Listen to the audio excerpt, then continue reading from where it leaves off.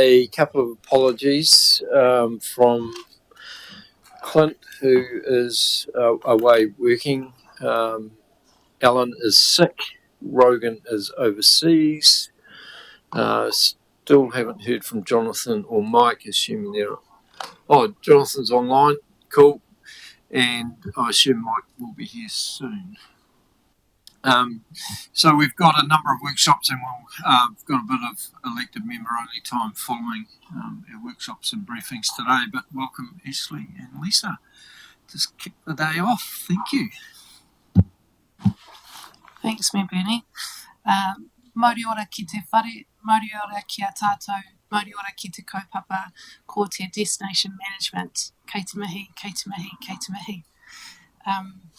I'd just like to introduce Ashley Legale. You may know her because she's worked with us across many roles, but Ash is our new destination management lead, so it's really exciting that we've now got a full-time employee in that role. We'll switch between slides, so bear with us. The purpose of today's workshop is just to provide an update of sort of our destination management journey so far, present the destination management strategy and action plan, and just get a bit of direction from everyone, understand where there might be any information gaps that we need to plug, and just get an idea of your reporting preferences. And the intention of this workshop is just, we're in that sort of no part of the triangle.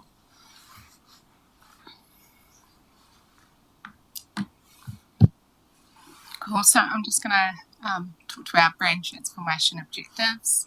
Our goal was to create a brand story that elevated our unique identity and enhanced the manner of all involved. The narrative reflects our cultural values, natural beauty, our community spirit, ensuring that everyone feels represented and valued. Our second objective was to drive sustainable tourism outcomes. We aim to achieve long-term benefits for our district through targeted and effective marketing. Our approach emphasises promoting responsible and sustainable tourism practices that align with our environmental and cultural values.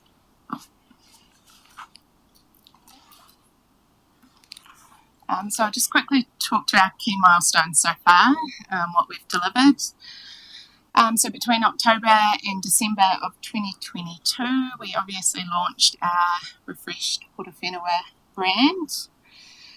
Prior to this launch, though, we surveyed the tourism sector to understand the current landscape, which allowed us to establish benchmarks and identify areas for growth and improvement. So as part of the refresh, we launched a new brand, a new website, some boundary signage, and we launched a marketing campaign as well, just reinforcing our brand presence across all those channels. We also launched a always-on marketing campaign, which was a year-round effort to keep Horowhenua top of mind for potential visitors. That brings us to January to March 2023. So we pitched for and successfully secured the Better Off funding for destination management and our major event fund. We attended the New Zealand Rural Games and promoted Horowhenua in New Zealand. We delivered a targeted campaign heroing things to do in Horowhenua. We ran an outdoor media campaign in Wellington with 2 digital billboards by the Sky Stadium and Airport, as well as bus back ads and social media campaign targeted to the Wellington market. We also drafted our destination management action plan. Between April and June 2023, we refreshed our visitor guide and distributed that. We developed merchandise, which showed our new brand. We launched street flags in key areas to enhance our local branding, and we entered the TVNZ Marketing Awards.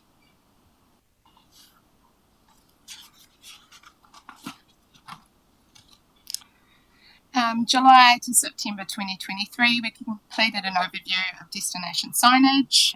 So we reviewed and updated our signage to ensure it effectively guides and informs our visitors. Our destination management lead started in September of 2023.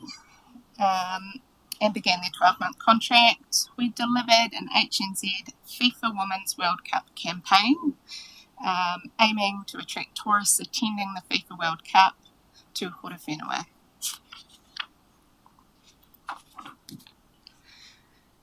The end of 2023, our content strategy was developed, increasing the creation and promotion of our travel blog to better engage and inform potential visitors. We repeated our tourism sector survey to assess changes and measure the impact of our recent initiatives. We also took part in a Foxton for Mill event aimed at strengthening our relationships with industry partners. Into 2024, we developed a marketing campaign showcasing summer activities, accommodation providers, and local attractions. We made a bid via the long-term process for the ongoing funding of destination management. We launched quarterly tourism sector email, sought business feedback via a survey to gauge anecdotal economic impact. We upgraded the Live-In information kiosk, which is pictured here, and upgraded signage in Jubilee Park and Live-In Adventure Playground. We also attended the APNI show and promoted Horowhenua NZ, using the opportunity to promote our district and engage with industry professionals.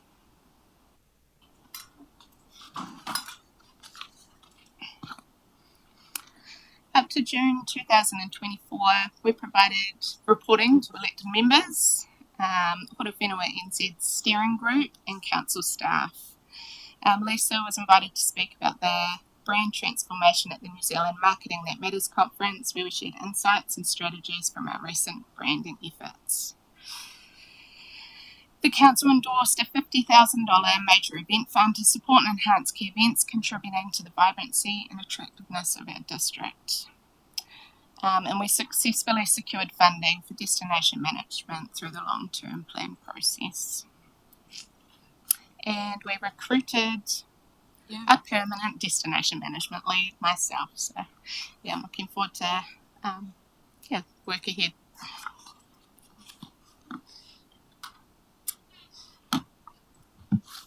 So our focus has really shifted from brand transformation to destination management and development, and so to have our goals. So our goals under destination management are around growth, sustainability, and inclusivity.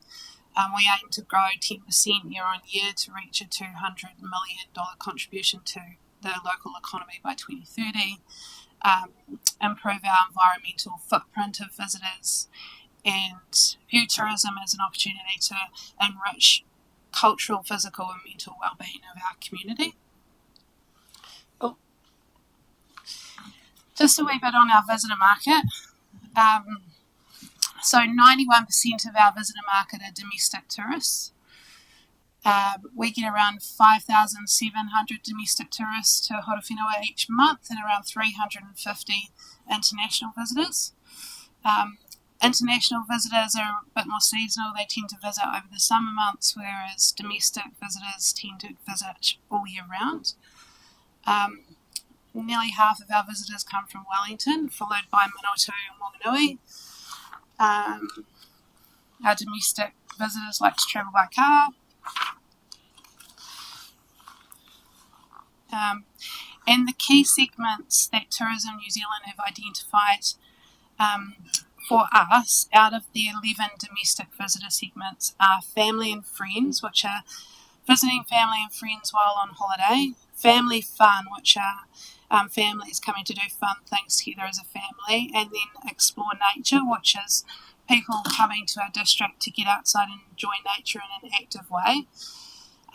We've got more detail on that on the various domestic visitor segments that we can share, but we haven't included it because we're trying to keep the presentation punchy. In terms of visitor spend, MB calculates that visitor spend contributed $140 million per annum to the Horowhenua district as at November 2023 last year. Tourism electronic card transactions totaled around 97 million. That's just what people are spending via their cards. But it doesn't include online payments, pre-purchases, or online bookings. Compared to the rest of New Zealand, our visitors spend more on retail sales and fuel and less on accommodation and dining out, and that might be to do with the nature of their visit, but it could also be to do with our visitor offering. And the visitor sector contributed around 786 local jobs according to Tourism New Zealand's workforce contribution estimates.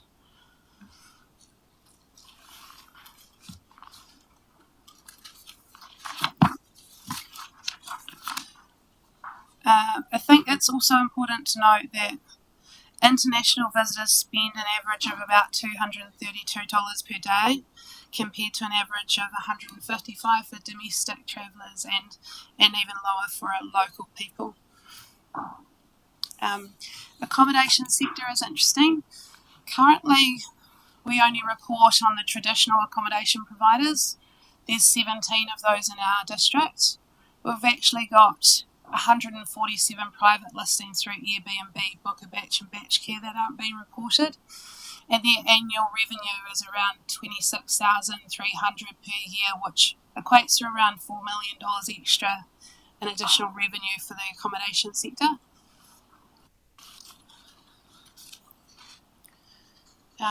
This is a SWOT analysis that was done by Henley Hutchins when we asked them to do a destination development report.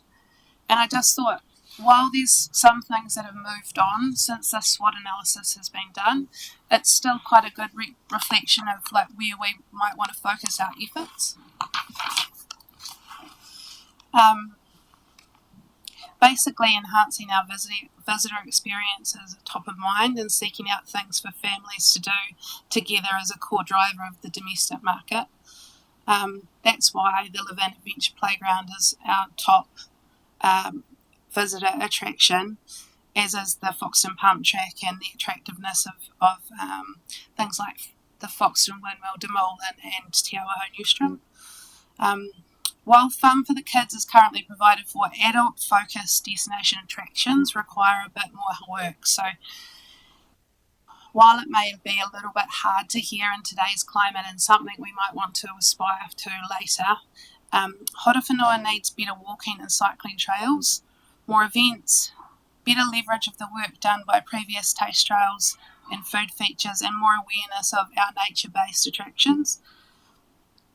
So there's a bunch of different initiatives that in that destination management and development plan have been identified for us to look into, which is great to inform our action plan. But definitely our proposition around food, being our food bowl, nature and adventure, are things that we really want to delve a little bit further into now that Ashley's in her role. I'll just talk a little bit about this slide and then we can move on to Ash's piece about the marketing strategy. But basically, when we're looking at how to spend money and how to attract visitors to our district, we look at the path to purchase and the consideration funnel for the destination or tourism sector. And for tourism, that's dream, plan, book and do. Dream is out-of-home advertising, print, radio, billboards, bus backs. Out-of-home can be quite expensive. We tend to focus our main efforts on inbound marketing, so that's search ads, Google display ads, remarketing, travel blogs and social media. And then we try and push people through the funnel of planning by doing case studies and travel blogs and newsletters, and then getting them to book through our website. So key KPI for us is driving website referrals, which is essentially driving people to our website that are wanting to travel and then driving them to local businesses to book their experience with us. Visitor guides, visitor maps, a food and beverage guide are all things that we can do once people get here. But as I say, inbound marketing at the moment, given our brand is in its infancy, and our destination is relatively new as well in terms of people's perspective of Horowhenua as a destination is in its infancy. Because we have limited spend, inbound marketing is our primary is the primary driver of people to our website and then further on to our local businesses and attractions. Sing out if anyone's got any questions, or we'll just keep going. Cool. So this speaks to our marketing strategy, and I think Lisa's already touched on the primary audience. So we've invested significant time and effort into ensuring that every aspect of our approach is data-driven and tailored to resonate with our target audience. Our marketing strategy focuses on targeting domestic audiences with particular emphasis on the Wellington-based visitors. We're especially reaching out to our female audience within the segments of family and friends, family fun, explore nature. Our messaging covers key areas that resonate with our audience, such as showcasing diverse accommodation options to suit various preferences, promoting activities and attractions that highlight what makes our district unique, featuring local dining options and culinary experiences, and informing our visitors about upcoming events and activities that may be of interest to them. We also emphasise the lifestyle benefits of living, working and learning here. Our primary acquisition channels, which are our digital channels. So we leverage digital channels to reach our audience effectively using Google responsive search ads, Google display ads and social media campaigns, which you'll see some examples of in the following slides. In addition to our digital efforts, we're using a variety of traditional media, such as static and digital billboards. There's a high visibility ads in key locations to capture attention. We've had our bus back and cinema advertising, as well as magazine or printed advertising as well. Can I just ask you guys a question? Yeah. Do we have enough flexibility and unallocated budget to do reactionary things, like so where an opportunity presents itself?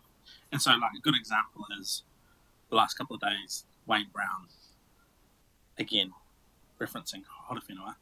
And so, do we have the ability to be able to react to that and create a market to respond to that and kind of try and capture some organic attention? Yeah, we went through a rigorous zero-based budgeting activity at the start of the LTP process. But as part of that budgeting, I've got line by line what we can spend money on, and there is money in that budget for out-of-home activation, which could be, doubling down on Wayne Brown's infatuation with Horowhenua. I'm thinking Horowhenua, Wayne Brown, free zone. That might be attractive to Aucklanders. You never know. So yeah, but and there is, Lisa, if I could just comment, without commenting on that particular example, Councillor Jennings, but more just to your question, probably where there is currently constraints is in our capacity. So as we're kind of just navigating off the back of our realignment as an organisation, we'd obviously held a number of roles in order for us to achieve our operational savings target. And so as we're just kind of still in a bit of recruitment phase and prioritising infrastructure and the basics, we just need, at the moment, it's more capacity. That's probably what's holding us back from doing. It's not that there isn't necessarily money to do the stuff, it's just prioritising all the push and the pull on our team.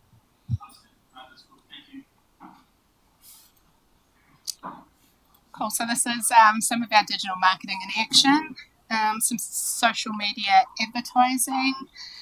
So we actively engage across platforms like Facebook and Instagram to showcase what Horowhenua has to offer, from local events to outdoor activities to dining experiences. We also use Google responsive search ads, as we've touched on, and display ads. So it's a couple of examples there to the right.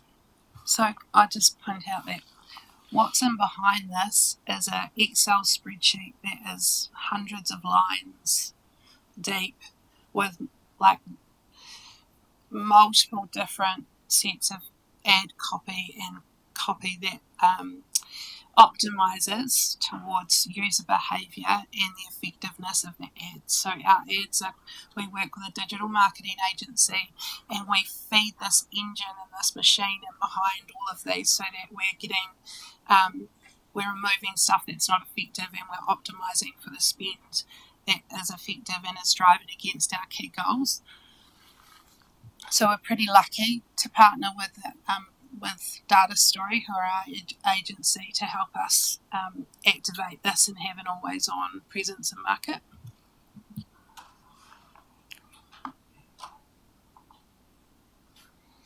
So just some website analytics for you as well.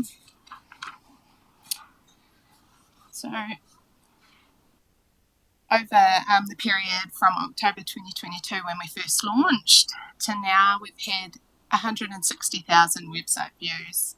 It shows that our website is drawing visitors and generating a lot of interest.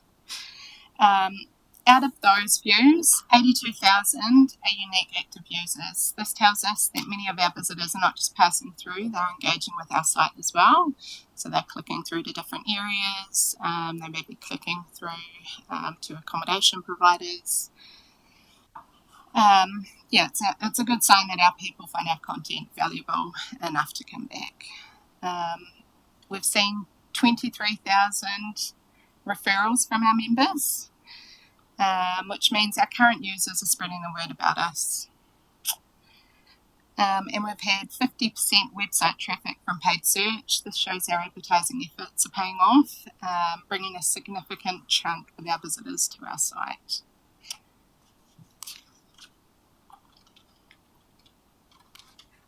So a bit of a growth snapshot as well for you. We've seen a 45% increase in spending on accommodation year on year up to January.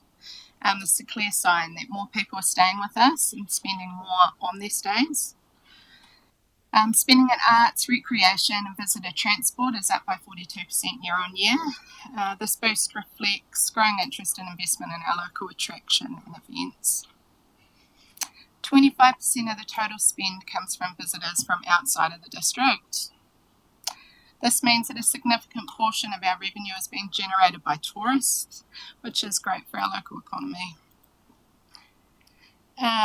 Ministry of Business, Innovation and Employment data shows us we've experienced a 12.9% increase in visitor spend year on year. This general growth trend shows that our strategies and efforts are paying off across the board. Total spend reached $140 million as of November 2023. Cool, so that's sort of where we've come from and where we're at, and this is now where we're heading. And it's pretty simple. We've been in a startup phase. Secure the funding we need, get an FTE, develop our action plan, develop our strategy, and then the next phase is really scaling up. We know that we've got maybe our amenities need to be looked at, or we may have some infrastructure gaps. We know we need to work more closely with our tourism sector and build their capacity and capability. We want to work more closely with iwi and hapu and understand their aspirations and help to build their capability as well. And then, beyond sort of 2027, how do we really show that we're enriching Horowhenua's economic, environmental, cultural and social well-being at scale? So that's sort of a basic strategy for us, and what there's a whole lot of work that sort of underpins that. You would have already received the Destination Management Action Plan, which is even more detailed than this. Ash will talk to the startup phase of this in the next couple of slides, and we're nearly finished, but basically the scale up is really about building sector capability, growing and promoting our unique tourism propositions, leveraging the town centre work, leveraging the community plans, developing a website referral model and monetising our food and beverage offerings, monetising our visitor guide, monetising our visitor map, and really attracting major events to the local district. We're one of a handful of councils that aren't an RTO, a regional tourism organisation, and I did a bit of work into what it would take to be a regional tourism organisation. So would probably like to revisit that when we get a little bit more runs under the board. But for now, it's really about getting our comms and our website and our digital marketing strategy humming so that we're feeding this machine that will continue to drive traffic to our website and in turn drive visitors to our district. The enrich phase of this is what are the tourism infrastructure projects that we want to get underway as a result of looking at where we might want to grow and how we grow our experiences and whether we want to, double down on an iconic experience, which was identified in the Destination Management and Development Plan. Also diversifying our visitor mix and propositions to maximise the sector contribution. So at the moment, international visitors are really lucrative, but they are only 9% of our visitor sector. So, as we get more mature, we'll be able to provide these offerings and really promote Horowhenua on a more national stage, going to trade shows and the like and building itineraries that will attract wholesalers to pitch us as a destination to more international tourists. Lisa, just a bit of a focus around Foxton, the community plan and so on. So, as you're aware and you've referenced, the community plan's well developed, hoping to be signed off in a couple of months. And recognising that Foxton very much identifies itself with heritage and tourism in particular, I guess my question is around relationships, early relationship development, and getting some runs on the board early so there's a credibility to councillors' relationship there. So I don't know whether you want to talk, whether it's too early to talk about that yet, but is there a chance that this plan can speak directly and earlier rather than later to the community plan with its theme around tourism and so on? Yeah, I've made sure to go along to those sessions with the community to really hear and understand what the community's needs are. I think it's been a challenge because we had a Foxton Futures plan that was done for Foxton a while ago, which informed the Destination Development Plan. And while parts of that were delivered, some parts we couldn't afford to deliver, but it set an expectation that we would, I think there's 8 different signage locations or something like that in that plan that for Foxton alone that would be delivered. So I think it's really important, that's our next step, to really invest and nurture the relationships with the tourism sector and in particular with Foxton. You'll see coming up in a couple of slides, we're really conscious of that. And I know Ash has already started to ask interested parties about participating in an advisory panel so that we can talk to the sector and build those relationships. And she'll also talk soon about a quarterly sector hui that we plan to start up as well as the quarterly newsletters or the quarterly emails to the sector too. That's very helpful, Lisa, and really important to understand who does what and to understand absolutely that council cannot do everything, and I think that was a weakness of the previous Foxton Futures model. But relationships, understanding who can do what and how we can support each other moving forward, very important. I think there's, because we've been a little bit resource has been tricky. You know, we had Casey for sort of 5 months. Before that, we were just doing it off the side of our desk. And now we've got someone in a role that's going to be really powerful to building those relationships. Yeah. But it's also, I think, important to make sure there's an alignment with this strategy, because there's power in numbers, there's power in scale. We're a relatively small district in the scheme of things, so selling our district as the key proposition and the things that make us amazing, and you know why people want to visit here at a district level will only benefit Foxton, only benefit Levin. But yeah, so we just need to look into how we support the Foxton community with their aspirations around tourism growth. Lisa, just very quickly, on that, how do you manage or do you look at a targeted approach to it in some instances? And I'll use NZMCA as an example, New Zealand Motor Caravan Association, obviously the pretty cool park up at north of Foxton there now. I think it's pretty heavily used at times, but I think a lot of it, on my gut, is it's more stopover than actual destination. And NZMCA have a massive reach, of course, across hundreds of thousands of members and additions. Do we look at some stage, when time allows, or resource allows, to target a relationship with the likes of NZMCA in terms of promoting the wider Horowhenua and pushing that destination more than a stopover? Sort of get what I mean? Is that something that's on our radar in terms of? I think that's the really challenging conversation, and the slides that are hidden in this presentation are the 11 segments that Tourism New Zealand have identified of the domestic market. 71% of our users through HNZ are female. More than half of them are from Wellington, and the majority are like families. And so when we think about how we use our money wisely and who we're trying to attract and who's going to generate the most revenue for us, we have to be a little bit targeted with the segments we go after. That's not to say that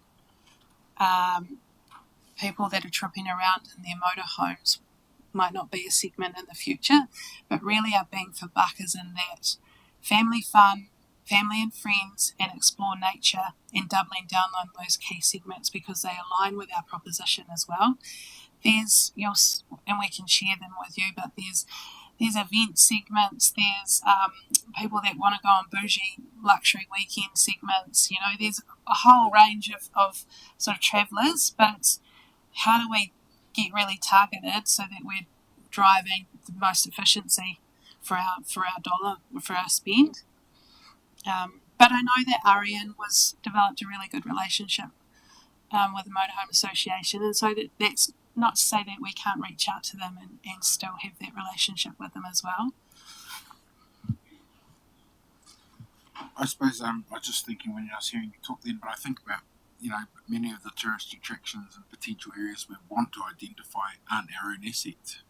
So how do we communicate that? So while council are trying their best to bring people into the district and communicate these great spaces, especially when we talk about families, there's not many options for families. The options really are parks, reserves and walkways. And we don't own many of those walkways. And so I'm just thinking, how do we get across a message around a strategy to the likes of DOC, where we want to promote Papai Tonga, but the state of the track out there actually right now isn't, proficient for a family to safely get around the place. There's not decent wheelchair access and all that. So all I'm saying is we can do all of this work, but if the place we're encouraging people to come to isn't actually suitable, how do we promote to them that we're actually encouraging your site and more community connection to those sites? So how can you give back to what we're spending on bringing people to your spaces? That's just my thinking. Yeah, I definitely think that. So ecotourism has been identified as a. Sorry? Oh. John, sorry, I didn't see your hand up. Oh, sorry. I thought you were answering someone else's question. Is it okay to ask a question? Yes. I know the CEO said there's an issue with capacity in the team and doing more stuff, but is there a plan, now you've done the startup phases, to start applying for more central government funding to do Tourism Act, or to whatever government might have available in contestable funding in the tourism space? Yes. There's a regional promotion fund that was launched under this new government that enables us to reach out for funding for events that are, or tourism activities that are sort of in plan and underway. And the good thing about not being a regional tourism organisation is that the criteria for that promotional fund sort of, it inhibits those RTOs that might already have additional funding through the infrastructure fund or whatever. So it actually benefits us smaller guys. So once we've got Ash has got her feet under the desk, absolutely we'll be looking at external funding opportunities and how we add to what we've got already. And to your point, because there's more than just the regional one out there, isn't there? There's quite a few, isn't there? Yeah, and when Casey was in the role, she'd done a bit of work on what are the external and internal funding sources that we could tap into. So that's a piece of work that Ash will be adding to as well. Thanks. And sorry, just to answer your question, Councillor Tamihana, yes, ecotourism is it should be a key offering for us, and yes, advocacy for the likes of our walkways or our huts, or and the Ramsar site is a perfect example of a beautiful taonga that's really, you wouldn't even there's a lot of opportunity to make that to promote that and to look at signage and all sorts, not just with DOC but with Horizons and everyone else that's involved in sort of caring for those precious taonga. That's the only reason I say it is because you're quite aware there's all these different pieces of work going on, but are they going to lean into what you're doing? Because, council are doing a lot of work around Ramsar and Foxton and all that stuff now, but it's just ensuring that those processes you can see, and then where to draw the best part out around your strategy and into those spaces as well. I mean, some of your strategy might feed into the opposite way and actually give them some other initiative thinking and what they're planning in those areas as well.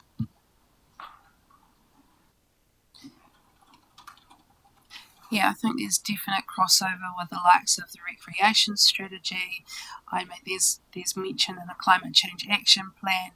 No doubt we'll be talking to our infrastructure friends about, in the future, what are our plans for shared pathways and walking trails and things like that. I know it's not really the time at the moment because of the current climate and the different change in direction for roading, but they're definitely working together and across the business to make sure that we're all on the same waka, in the same direction, and leveraging money and using money smartly is our approach.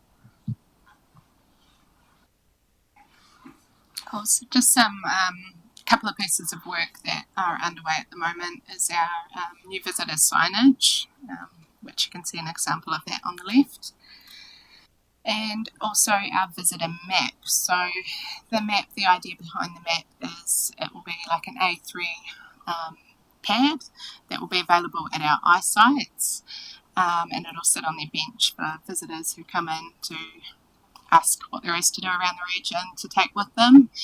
So the map will also provide an advertising opportunity for our businesses. So we're looking to engage with businesses within the next month or so, in the hopes that we have this in market in time for summer.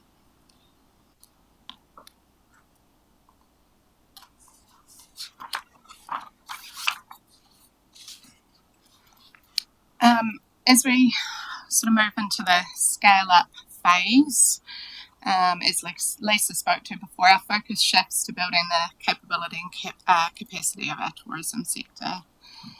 This phase is all about empowering local businesses and stakeholders to grow and thrive as we expand our destination management efforts. To support this, we have several key deliverables coming up. We'll be reintroducing our quarterly newsletter to keep the sector informed and engaged. Conducting our annual visitor survey to gather fresh insights that will feed directly into our marketing strategies. As Lisa spoke to before, we're looking to establish a destination management advisory group, bringing stakeholders together to guide our initiatives. We are very close to launching our itinerary builder on the website, a tool that will help visitors plan their trips and explore everything Horowhenua has to offer. We hope to host quarterly hui with the tourism sector to foster collaboration and discuss emerging trends and opportunities.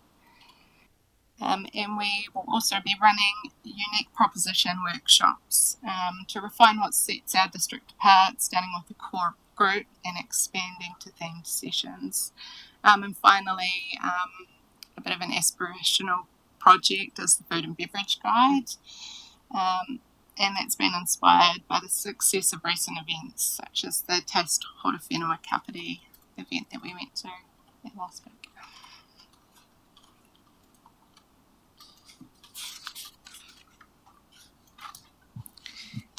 Any further feedback or questions? It would also be good to get a view on, currently the Horowhenua Company Limited provide a dashboard for us, but not all of the destination management info is sort of together in one space, and so we've been pulling this together sort of ad hocly, but it would be good to get an idea of what you're after, whether there's any gaps in the information you need, and sort of how often you'd like us to report back on progress or updates. How involved too would you like to be in the workshops? Yeah.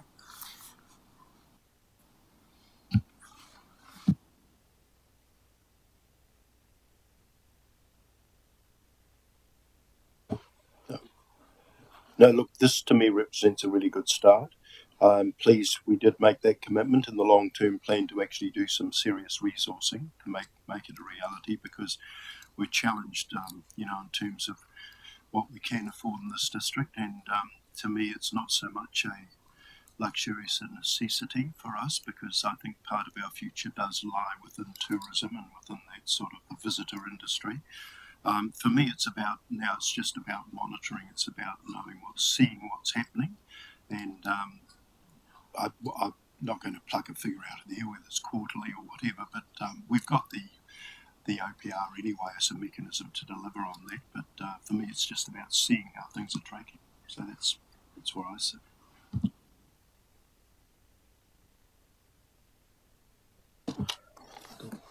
In terms of the reporting, for me, it's all just about return on investment. Because if we can keep proving that for every dollar we spend, we're creating a net benefit to the district, I think that it allows those conversations to continue around, is this an important activity for council to keep investing in, funding, potentially increasing budget over time, and for additional bits and pieces. And so, for me, like, this story is all about return on investment. What bang are we getting for our buck? Acknowledging that there's a startup phase, and that it's not necessarily going to be all, big flashy numbers. It's about a longer play. So that's what I'd be after, and I'm really comfortable with the level of information personally with what's provided, so I don't need to be involved in anything more. Thank you.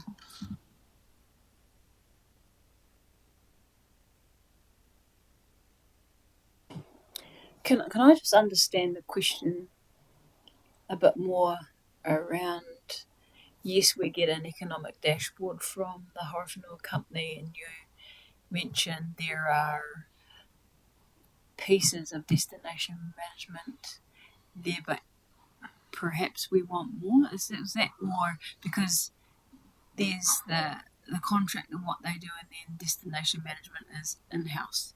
So are you wanting more of it featured, or sort of pull out more, or is it about frequency? What are you asking?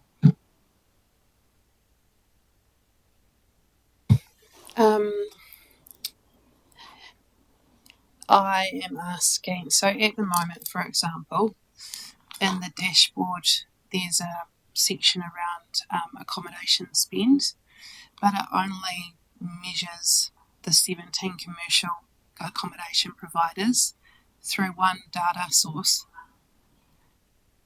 Yeah, and we can get the Airbnb stuff. We can report on it. So that's one element, which is 157 additional listings or whatever it might be. Also with the retail spend, that MB provide a couple of different metrics for tourism marketing. One is card transactions, tourism card transactions. They look at where you buy your groceries from, and that's your domiciled where you live, and that's so if people are spending from outside the district, they normally buy their groceries in Wellington, but they're spending in Laverne, that would be considered domestic tourism. So currently we report on transaction spend per card, but and MB provides something called the monthly regional tourism estimate, which is about 50% more than the transaction card spend. It takes on board people that are spending cash, people that are spending in pre-booking, and people that are basically online booking and pre-purchases in cash, which I think from memory, for example, if you looked at just the card spend for November 2023, it's like 97 million. But if you look at the monthly regional tourism estimate, the contribution of the sector to the district, that's $140 million. There's also visitor numbers, visitor sentiment, a whole bunch of stuff that we could drill down into to really understand the sector better. So it's just, I suppose, that because this isn't a key priority, how much detail do you want us to report on, and how often, so that you feel satisfied that we're providing the best return on investment for your dollar? Yeah, which is Sam's point. So if that in those certain aspects, drilling down can provide that meaningful data to then in turn tell that story, that's worthwhile. And I think quarterly, did David mention, or something else? But yeah, there will be, as you pointed out, some metrics that could really help give a more accurate picture of what actually, that can translate into real numbers. Hey, thanks very much for that. It's quite interesting, especially the data for me. I personally, if we saw some of the stuff, say quarterly, whether it's even if it's in an email form as far as those numbers go, I think it does actually paint quite a clear picture for investment into our community as well. I guess we're going to see some development with the new roads and stuff. It actually would be quite cool to build some data that would enable, because obviously if people are looking for a business opportunity or further investment, it gives you that sort of opportunity to allow have that research and stuff to demonstrate that. Does that make sense? So for me, probably having some of those numbers and getting them sort of quarterly, I think it does sort of start to paint that picture as we progress. So it would be quite user friendly from where I sit anyway. Yeah, just picking up on that point there. So you'd be able to see trends, but then that road coming online, there could be spikes here and then quite a rise. Maybe we wouldn't know that unless you can see the lead up and the changes. I think the day's going to come, Lisa, where you're going to ask us for more money one day. And to be able to, for us to be able to say yes or no without just over the top of our heads, that's where that data is quite critical. So if we can see trends, we can see different things that are happening. As much as I'm a little bit cynical about stats in terms of where they're provided from outside agencies, because I don't necessarily trust those completely, but I think they do signify what's happening in the market and that trend. So, next long-term plan, when you come around and say, this is what's happening, we need to invest more in terms of what it's providing for our community, then, I think it's important that we start now, create the base. So anything that you can give to us over that time, I think will be valuable.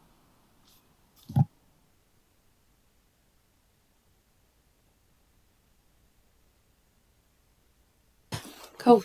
If there's no more questions, thank you everyone. Appreciate your time. Thank you.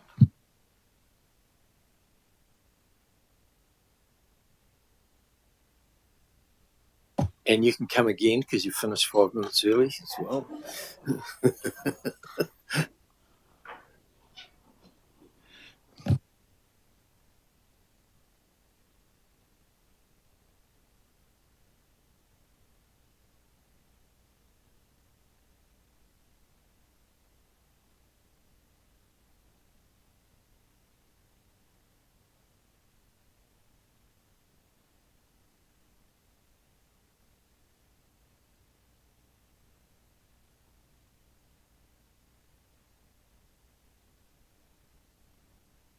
Go.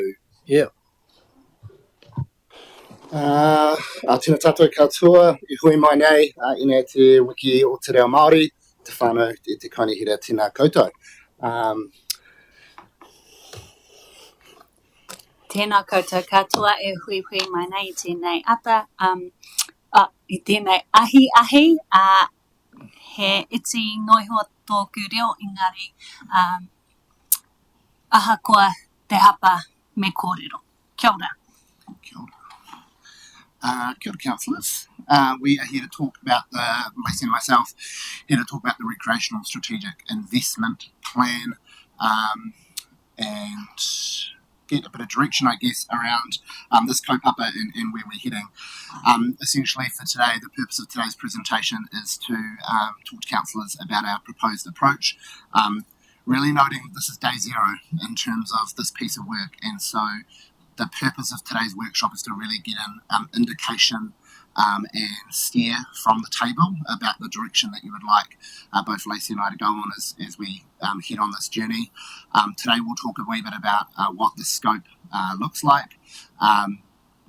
We want to share preferred outcomes and ensure they are in line with councillors' expectations and vision, outline those next steps, and of course take any questions that you might have regarding this kaupapa. So we are sitting on the see and do part of this triangle. This is kind of showing where we're at the moment, taking on board the initial conversations that we've had about it. And then we do want you to give us feedback, as Mark said, direction, ideas, guidance before we move further with this mahi. So just look at my notes versus what's on the screen.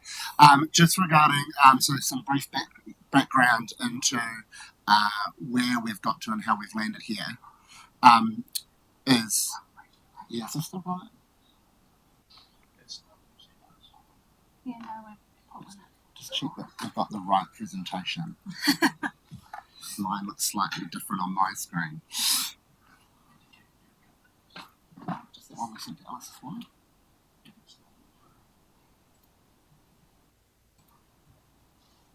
No, it's the wrong one.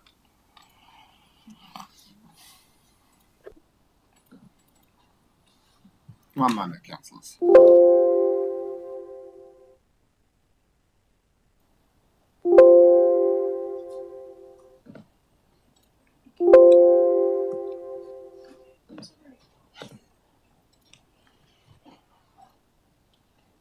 Turn that off so I can go to my emails. Yeah. Okay, good. Just stop sharing the screen and Zoom as well. I think just while Alice works that through, sorry it's not on the screen, but happy to talk through some background in kind of the journey that we've got to get here. you'll remember that during the long-term plan process, we were having a number of conversations regarding our CapEx, and it was at that time that some councils raised some questions around some of those kind of higher-end ticket numbers and going, that's some big spend there, and how is it actually aligning, and are we being strategic with our spending? I think in particular one of the conversations was we were looking at some money allocated for the Living Aquatic Centre, for example, in the CapEx. And rightly so, the table kind of asked the chief executive some questions around, is that in line, and how do we line everything up and alongside some of the conversations we're having in our parks and property space. And so therefore the idea was born to look at what does a recreational facility strategic plan look like, and that's the purpose of today. So that's the background a little bit about that piece. Cool.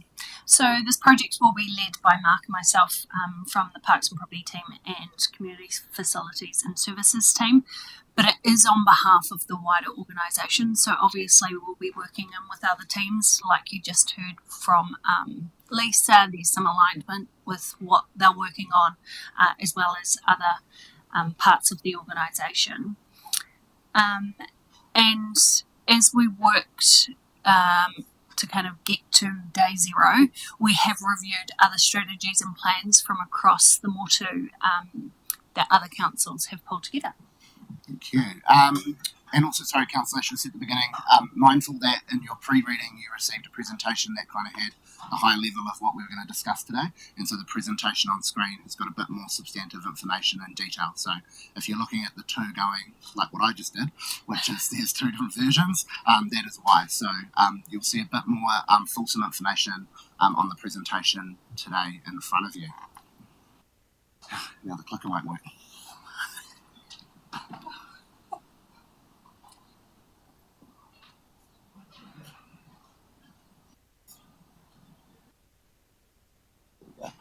Okay, right. We're off to a great start. Okay, firstly, a bit of what we have seen that I just wanted to highlight. So we've, as Lacey alluded to just earlier on that slide, is that we have been doing a bit of work looking across the Motu around other councils and what they have done. Information gathering, essentially. The first one on your screen there is, and I don't expect you to obviously read the print, but it's to give you an idea at a high level. That's Wellington City Council. Wellington City Council's approach was kind of a holistic approach, but very much focused on specific values and principles that they had identified during their consultation stages, and then have obviously got a more fulsome document in behind that. But a good example of kind of a plan on a strategy on a page, as they've called it.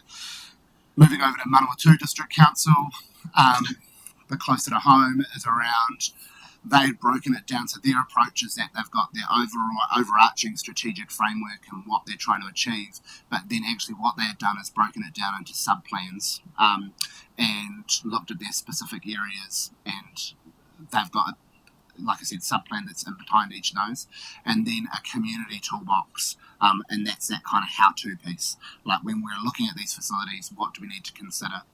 And then just finally, quickly, Tairawhiti, this approach is a step-by-step approach where it essentially gives their council or decision makers the ability to take a step-by-step approach to understand, when considering some of that significant investment, what are the steps that you have to go through to ensure that you're meeting a strategic direction that you're wanting to achieve.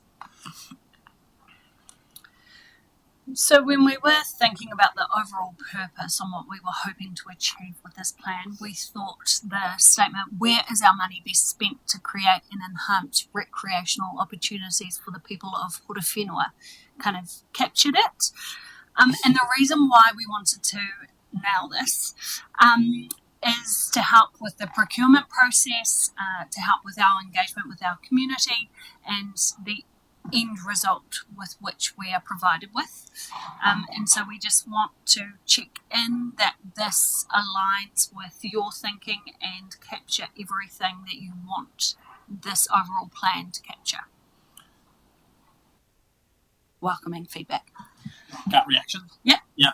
So, and I signaled this to you beforehand, is just so that other league members are aware, just a brief conversation with the team beforehand, is I'm looking for something that's a little bit tighter, a bit narrower, and so I'd probably be enhance perhaps sporting and aquatics opportunities for the people of Horowhenua to try and, like, yes, we want an environmental scan over all sort of recreational activities, but the focus and the big investment and wanting to have the plan around to guide an investment strategy for me is really more about those sporting and aquatic stuff. That was the original intent of the budget lines, and so I'd be quite keen to keep it tight, acknowledging that there will be.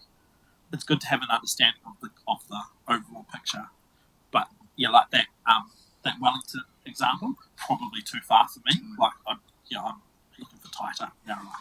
That's where I sit. Is it all about money as well? Is it other things other than money? I mean, I would have thought there would have been, something else in terms of a community connection or something like that. I don't know, but money seems to specify, something very narrow. That's all.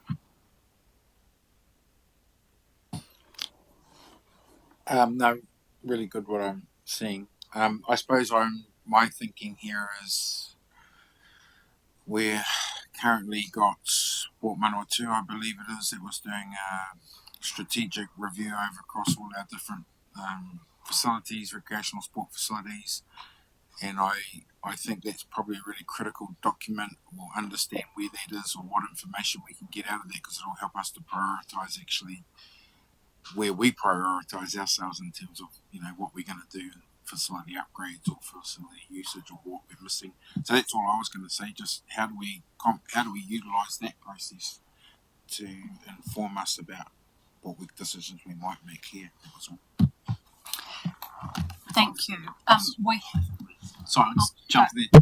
Thank you, Councillor Tamihana. The work that Sport Manawatu has done will feed in as part of this.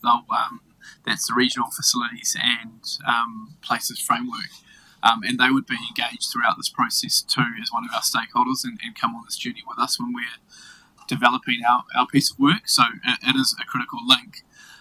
What I would say about that is when we went through and put input into that original plan of Sport Manawatu, that was sort of ahead of our LTP decision. So you'll see that while it does talk about a need for Horowhenua to have an investment around a plan around aquatics, this is probably a bit broader than that. We're going a bit wider, so that part of it's not probably captured in there. But it's something that they are aware of, and Sport New Zealand also. Yeah. Brent, do you just want to comment on how detailed and helpful that regional plan is actually going to be? Because I want to manage expectations with elected members, and my observation is that yes, it provides a frame. I just don't know if it provides the bones. No, it doesn't. Where it probably it does. What it would do is provide us with to ensure that we're not doing. There's no duplication across the broader district. So we're not building a regional aquatic centre when Manawatu is building one. So that's where it's helpful. But in terms of Monique's right. It's not hugely significant in terms of what we're doing right now. I tend to agree a little bit. I think it has a lot to do, because when that tells us regionally what the region requires, then we know if any of our facilities are actually being captured in that regional response. So we know that it's an international hockey stadium right here. What's the future of that? What's the potential of international matches? So that might be a higher priority than another part of us. But then I'm also very clear that we're talking about what the region might need, but we also need to understand our own data of what we use locally, because we want to ensure that where we've got facilities getting high use, then we want to maintain that facility to continue that high use. So that for me is the difference between the regional and the local, and how you marry it to get the best out of it, and ensuring we're spending money in the right place at the right time. Yeah, that was all.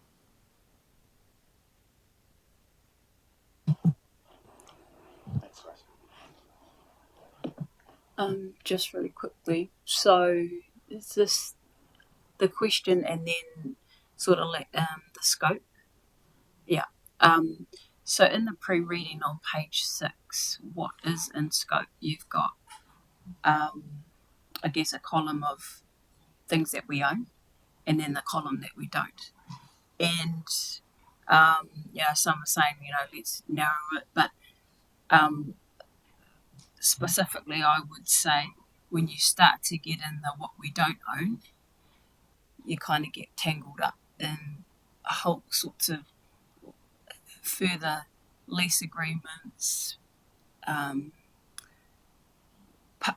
partnership agreements, MOUs, all these sorts of sub things that get quite messy. We haven't even done vested assets policy yet. We haven't done that stock take of what already exists, let alone and further to the background that you provided, Mark, these placeholder numbers came out of the 2021 LTP, so not the LTPA or the most recent, the one before that.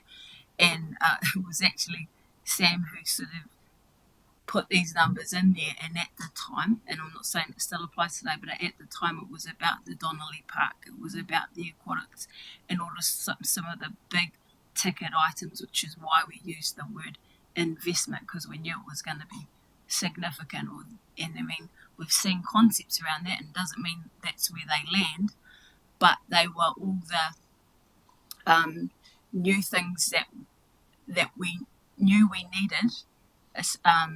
And it's not just about growth, but it's like basketball that's been in this community for decades and never had their own place. Every other sport almost is accommodated for through council except that. And it's the potential of new things like a performing arts centre. It's the things that don't exist, or it's not certainly not for me the privately owned stuff that we could contribute to. I didn't see this piece of work going that wide. It was quite specific, and there's dangers in going all out and doing a bunch of little things and nothing really significant, which is what this community needs. Which councillors probably I brought up the scope screen to segue into that, I guess, and happy to still take reaction from that kind of statement prior. But yes, so and picking up what you said, Councillor Jennings, around and this like we said, this is day zero. We're kind of keen to get that direction from the table about what's in scope and what's out of scope. And I suppose having spoken to colleagues around the country who have done some exercise and having worked on, there is a risk when you do this piece of work that it's really important to define the scope right from the outset, because they can go bigger. And if you look at our neighbours, and they've done similar things in different names, community facilities strategy, investment strategies, etc., there is a risk that, you go wider. And so what we've put on scope there, and I take your point, Councillor Tukapua, around that future thinking piece and that more significant investment stuff, we've put on screen obviously some of the existing pieces. Now, this might not sit right with the table, and that's the direction we're kind of after. You'll see that on the one side, on the out, is toilets, and that was a conversation we were willing to have. So again, I mean, to the table, Councillor Jennings, you've kind of moved a bit of a momentum towards keeping it. I think you said sporting and aquatics activity was your... Yeah, so I'd probably just keep the first two bullets and shift the other ones to out.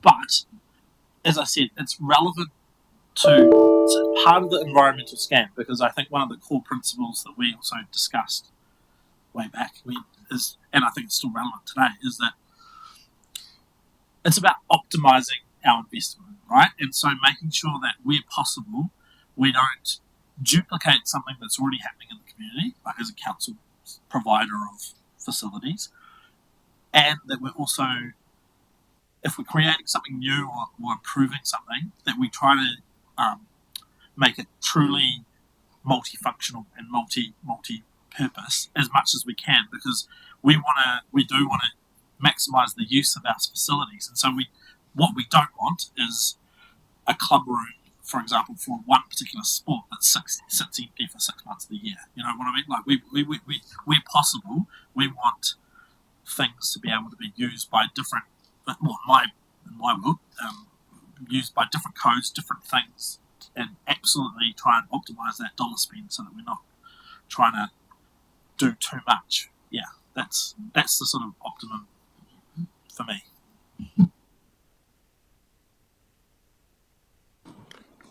Anything? Yeah, from the table. Councillor Tukupa. So just to clarify, because that's on the following the pre-reading, that's further down. So have you, in that case, already eliminated the column of what's in scope on page 6 out? Is that what this means? This one? I'll read it. Schools, private trusts, private businesses, churches. Just checking. I haven't got that one in front of me. Sorry, Councillor Tukupa. But this is the most recent up to date in terms of scope. You mentioned school. Sorry, do you mind reading that again? Yeah. So this is page 6 of the actual workshops document, and it says what's in scope. That it has that list effectively, and then it has a second column of schools, private trusts, private businesses, churches that we could include, manage, even though they're external. Yeah, sorry, that's correct. So what I'm saying is that now going to be in the out column, or is it?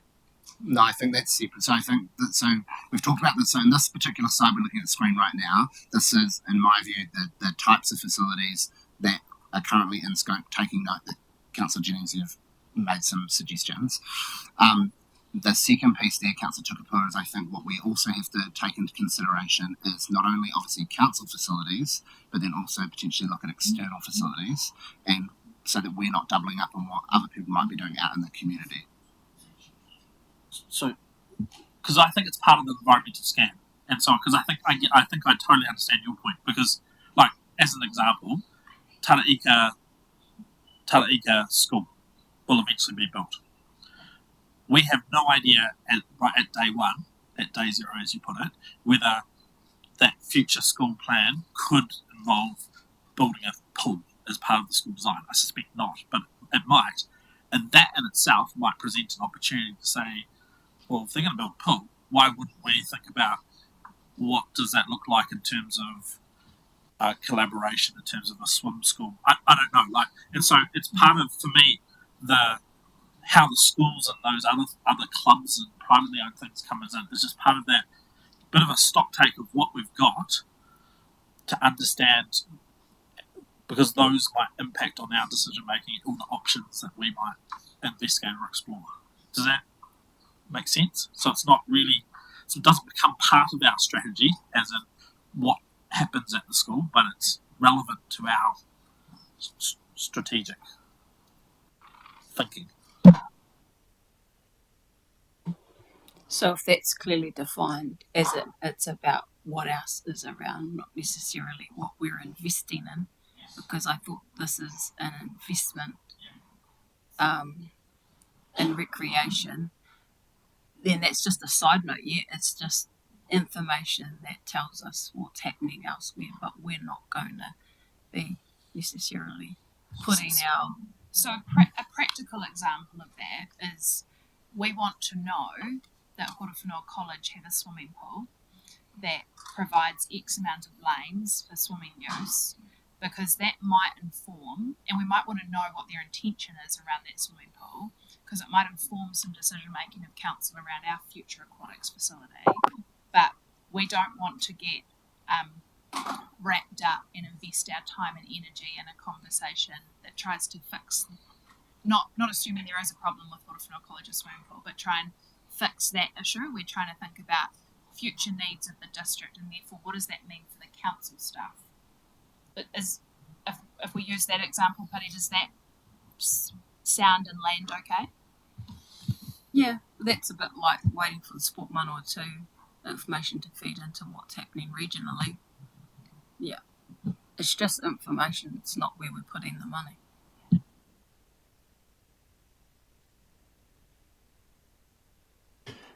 I tend to agree with Sam in terms of, I was going to say the three first dots rather than just the first two, but because some of those other things will fall out of, will be a natural progression, but we're talking about big investment here. We're not talking little stuff, how we support community halls and things like that. Somewhere along the line, some pretty big decisions are going to have to be made, and so if we keep that focus reasonably narrow, then I think we've got a much better chance of succeeding rather than creating this massive grey elephant that we're going to try and pick and pull apart. So the narrower. I just want to touch on why we included the community halls in there, and that is because some of them do provide a space for, like in Shannon, for example, they play pickleball, basketball, and netball in those community halls. So that's why we included them in the scope in the first place. But we can take that into consideration around the stock take and what, The same could be said for one of the reasons why community facilities, and we've used the example Te Takiti Tonkarehopa, was the youth space has a very active basketball space. That could be like the next example of Horowhenua College. That could be a sort of aside, alongside it, rather than sort of talking about future investment required. Sorry for being dense. What's inside recreation centres then? That would just be another example of a standalone recreation centre that's not an event centre. We were just putting some terminology out there that would be consistent with what you would normally see in a strategy such as this. Yeah, so when you build your indoor bowling centre, Sam, for your kids, that needs to be considered as. So, just so we're really clear on direction, just so we've got the clear direction from the table so that we can go away, what I think I'm picking up is that we do need to narrow that scope in terms of, Councillor Jennings, you've talked about that sporting aquatics activity, but what I'm also hearing is that whilst we might be considering, and Councillor Tupuram now got what you're referring to in the pre-reading, that outside of council pieces, but being really clear that it's getting a vision of that, not necessarily saying we're investing in that. So getting that broader landscape, I guess. And then also what I've just heard is that there might be some other facilities, such as our community halls, that have a recreation aspect that we are not necessarily putting at the top of the list, but it needs to be considered and understood the role that they play when it comes to recreation. Am I capturing that correctly from the table?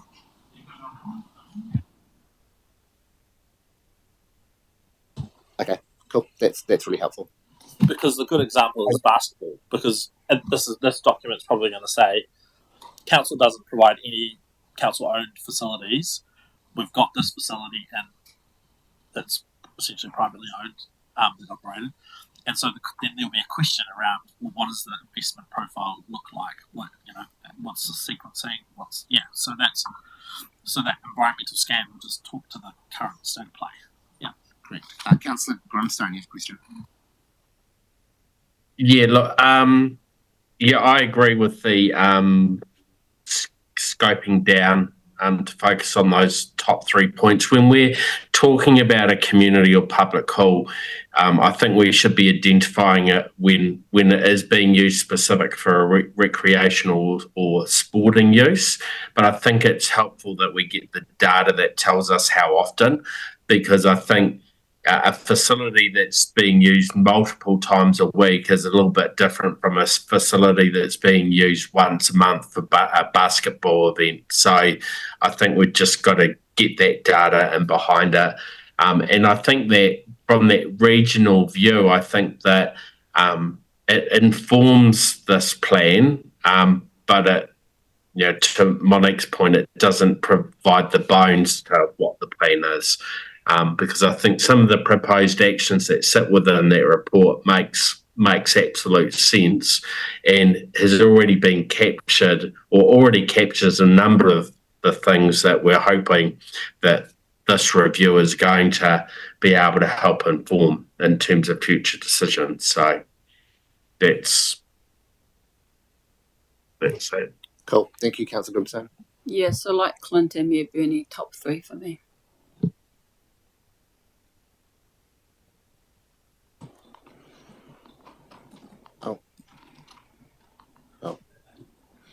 Lacey, your preferred outcomes is gone, but you can talk to them. Okay, so we have identified 5 preferred outcomes. While overall we will be creating a plan, that was the original idea, we did want the 5 outcomes to be represented within that plan, and obviously a resource that provides guidance for future decision making in a way that considers all members of our community with facilities that are fit for purpose. Cool. Number 2 were guiding principles. So, for example, principles around growth or, as you've already mentioned, multi-use facilities. When we are going through a long-term plan or annual plan amendment or other decision making, we can check in with these principles to ensure that all is aligned. We'll be undertaking a stock take or environmental scan, as we have now started to call it, of our current needs and current facilities. We had put on there opportunities identified for collaboration, and I'd be interested now to get your feedback on that outcome in particular, because as we've mentioned, we're not the only ones within Horowhenua who can or should provide recreational facilities within the community. So who should we be collaborating and how should we be collaborating with them? And then obviously we will be aligning this with the integrated growth plan and taking that into consideration as we move forward. I'll say I think you've got them perfect. The only one I would adjust slightly is 3.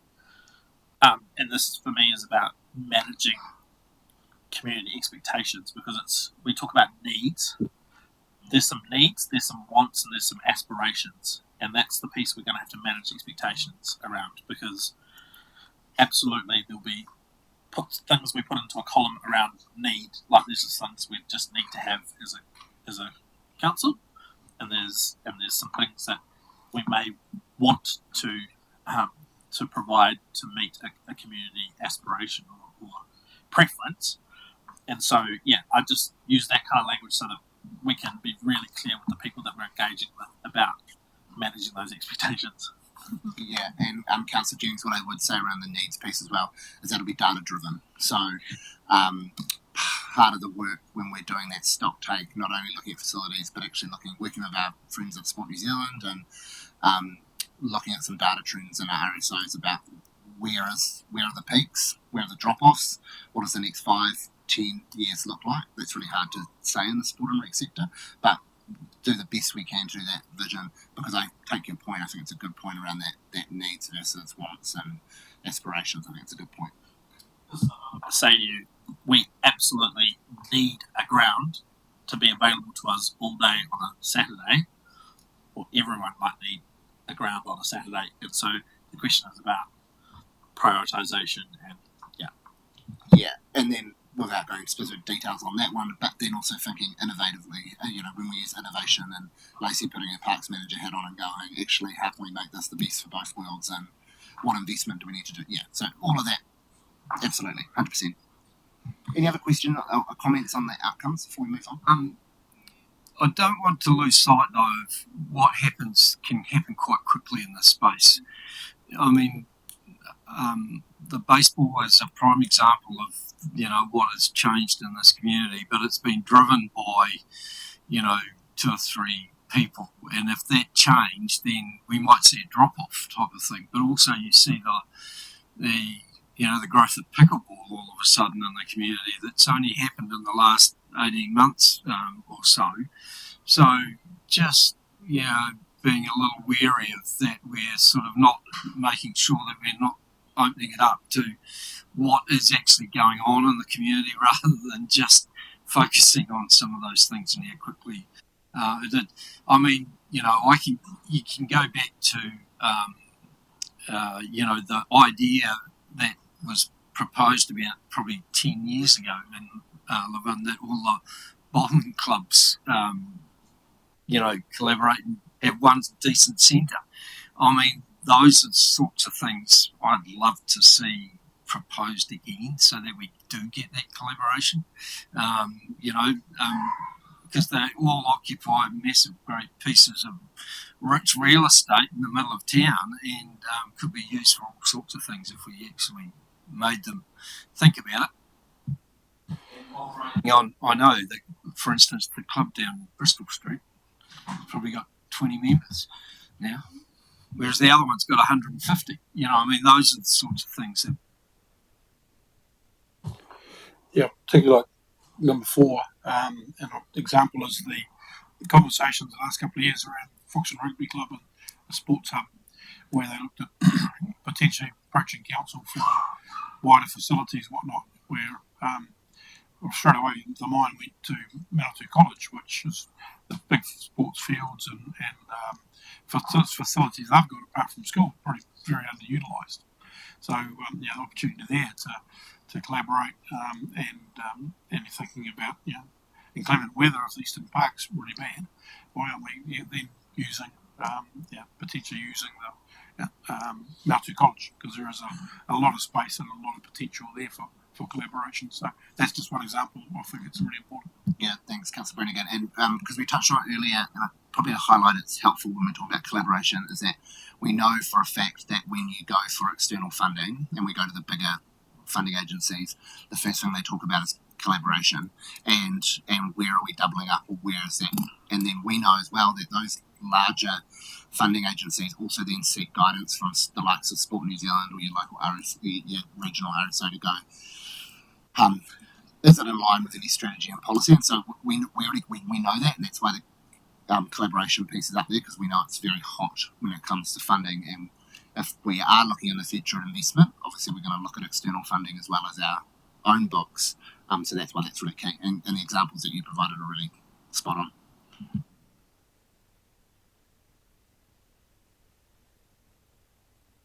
Okay, fantastic. Sorry. Councillor Proctor. It's just more of a comment, really, and it's based on the slide that you showed earlier with the scope about shared pathways, walkways, and bridleways. Just the last 2 days, I've been up the volcano and looking at some of the new tracks and cycleways they're putting up around there. And there's huge investment from MB, millions of dollars of investment from MB to put all those tracks in. But it's also seen as a key driver for health. Actually, they've seen huge reductions in health issues by having more recreation areas in those shared pathways and things like that. So, and also it's been touted as a way that employment from all the mills closing down up there, they're going to employ a lot of the people to put in tracks and things like that as well. And so I just want to bring that focus away from buildings and playing sports fields into, making sure we don't forget about those shared pathways where there's probably more opportunities to seek external funding and make a better case to government at the moment. Thanks, Councillor Proctor. Moving into the kind of, if we're moving ahead now, we've passed that piece of understanding what it looks like, so that's really helpful. Now, in terms of where it fits in that council work program, so the strategic alignment essentially looks like it sits within one of our other various council strategies, but also under that long-term plan, giving guidance around the direction we're heading, and obviously council's input into the Horowhenua 2040 blueprint overarching, but then also ensuring that our other strategies that we have within council also feed into it. So, Mayor Bernie, you've referenced before around, we're talking a lot about money, but actually what are the broader outcomes in that community piece? So absolutely, we would see the likes of the community wellbeing strategy that's obviously recently adopted, feeding in and talking to what some of those principles are and what we've heard, which kind of probably jumps to my last bullet point there on the screen, which is two pieces talking to one another. So the work we're doing here between Lacey and I, we've talked about that alignment with growth and that work that we're doing, that's that spatial planning. I suppose I want to give some reassurance to the table that when we're doing this piece of work, when we're gathering that information, the two talk to each other. And so as we're on this journey, we'll be making sure that it's not in isolation, and we'll be using that data and vice versa, pinching it from other kaupapa that's currently happening and make sure that information. But I just wanted, Lacey and I wanted to just share where that sits in terms of the strategic and framework. We're jumping all over. So in terms of our journey that we are on, it's hard to read.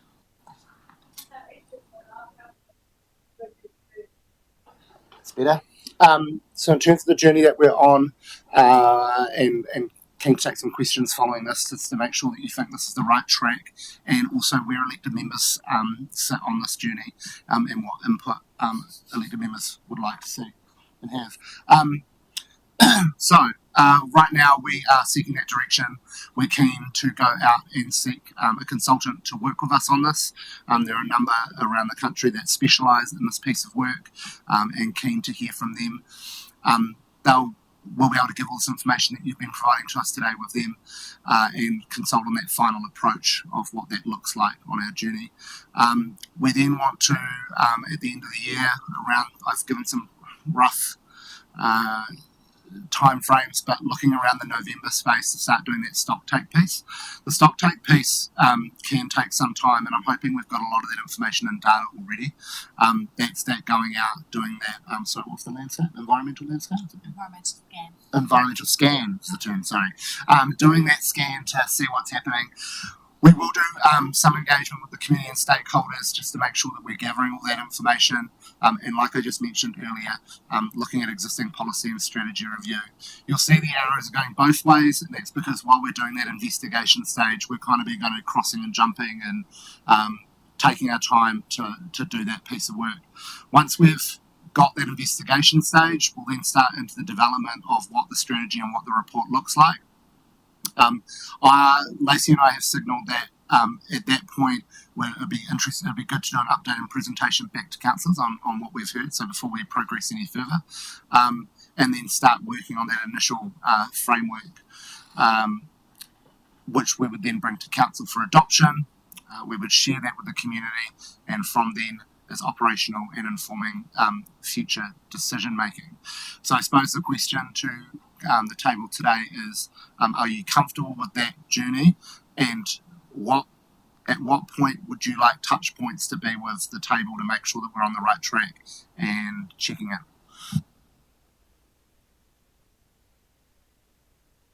it? It's probably one thing I'm just thinking, and I don't know if it's right, but it might be better for you guys and better for us if we could phase the aquatics and the sport. I don't know if that's possible, because particularly the stock take, as you say, with aquatics, we'll have pretty much all the information right now inside this building. And so the question is, I just don't know, should you just wait for the whole thing, or could you progress that as phase A and then sporting phase B? Because we have a lot of control over the aquatics, because and so whereas the other ones might be take a little bit more time, because we're inevitably going to be engaged with governance structures within clubs and other organisations, and so there'll be a little bit of herding cats, probably just getting everyone together, because inevitably there's lots and lots of people involved, making sure that they have a mandate in order to speak on behalf of their particular club or code. So that was all I was wondering, is whether that makes life easier for you and us, but welcome other people's thoughts. My thinking was more around the timing of things, knowing that we've only got 1 year left of this term. Also knowing that a lot of this is going to inform an LTP in 2026, 27. and how relevant that data will then be when we come to make those decisions, and whether it will still be current. A lot of it will be, but there will be some that may not be, and I just want to ensure that it is still relevant when we come to that stage in that long-term plan, or who's ever doing the long-term plan then. So, yeah, just conscious of those sorts of timings and how that impacts that workflow, if you like.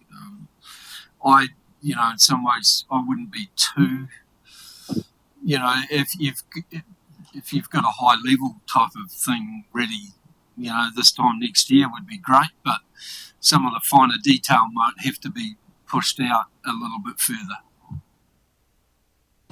Yeah, that's helpful, Benny.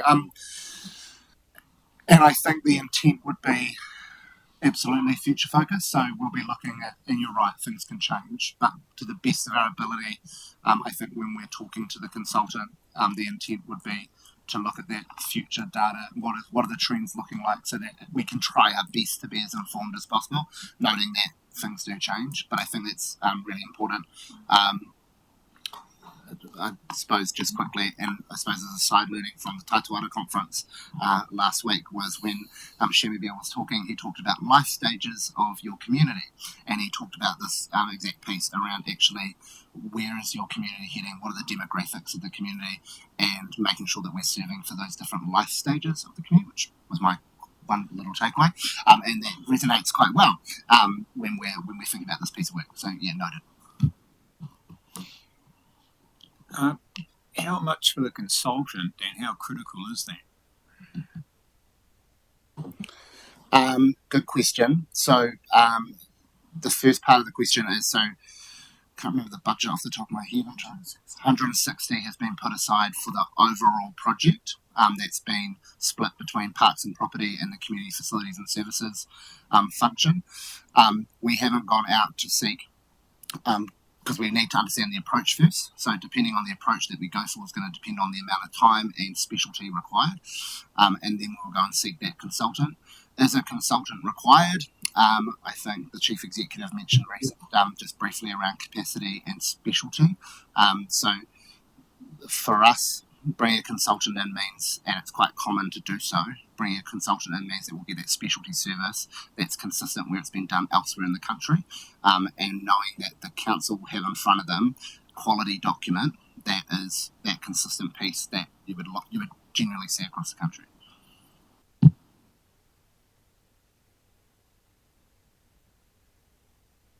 Any other questions on process mapping?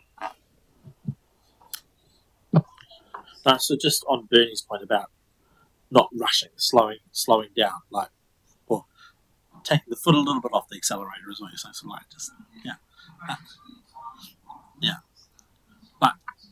can we just test that with the table? Because I'm comfortable with that. I think how you've explained it makes sense. But that then probably also just having that steer from the table around. This is about building up to a decision further on. I imagine that there may be some steps in here where there might be ruling out of options, or there might be directions that mean that we again narrow scope or narrow steps, and so that there does need to be a long lead time up to the LTP because there'll be some key decision points. But I support what Bernie suggested, that we don't need to rush, particularly if that helps manage resourcing constraints. Could I just invite the table to have a little bit of a think or reflection about some of the annual plan requests, the long-term plan requests you had from community organisations?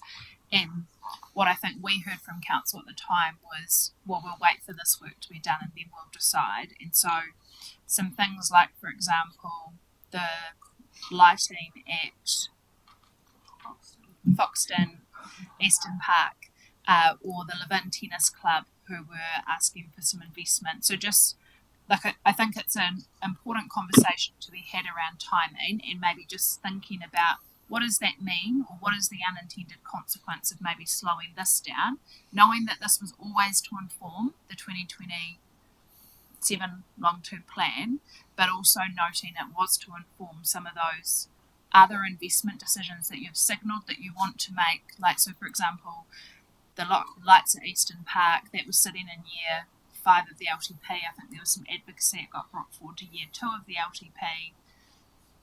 You kind of want this to inform that. Yeah, but on the other thing, on the other hand, Monique, it means that so I say the timing's critical, because there'll be other things like that that'll come up, no doubt, from other recreational users that'll want to do. As far as my feeling is, we've already made the decision about Eastern Park, so that's fixed and locked in, and we're going to do it. This is more about, for me, the future and some of the bigger stuff that's going on, and that's why I'd like to see that focus remain, to be honest. Yeah, same, because Monique, some of the stuff you're referencing, like lighting, that to me is renewals. That's the lights exist and they need upgrading. With this investment piece is about the big and the new and the so yeah, absolutely. So in terms of this and that comment you made around what you learned from Shamabel and the life of your community, and when you bring in consultants who are not local, and I'm not against that because it's specialist, sometimes required, but they don't always have that knowledge of what you just pointed out, as well as I guess the size of us and some of the realities we face, unless it's told to them at the start. So even that engagement piece with community and stakeholders, that they're actually directed to the right people, because they don't know the locals and they don't know. So that's critical for us to establish the who they need to be talking to, and it's not the wrong ones. Some of that stock take we know better as locals or yourselves. And is these pieces of work something you can do to pass on to the consultant that go through that, or is it they just cover it all off and hope that they get those parts right? Councillor Tupu, you highlighted a really good point, and so probably didn't make it clear.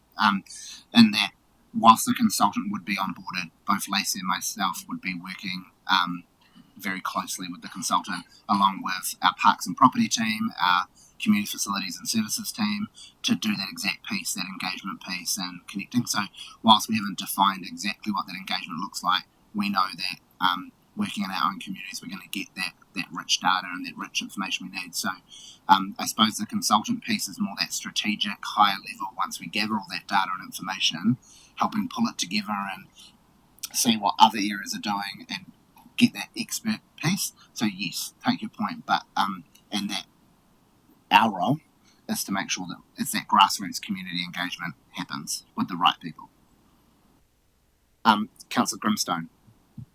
Yeah, look, I don't agree with the slowdown. For me, it's let's just continue with this important piece of work that's going to inform. I'm not concerned about is data going to change, because the reality, when I look at the priorities that exist within that Manawatu sport piece, it talks about the need for a multi-sport ground in Foxton. It recommends considering the concept plan for Donnelly Park to address cross-code pressures. It talks about the need for the shared pathway strategy. It talks about indoor court space to retain and grow participation. None of this stuff is new. This was the same issues that this council would have faced 6 years ago. And so if we demonstrate a slow down basis on this, it puts at jeopardy the opportunity for collaboration to happen. Because actually, if we look at some of our facilities right now, the most significant sporting facilities in terms of buildings have been either run by a community group, being the Event Centre Trust. The Halliwell Turf Hockey International, built by the community, unfunded. You've got an indoor cricketing facility that had help from council, but largely was self-funded as well.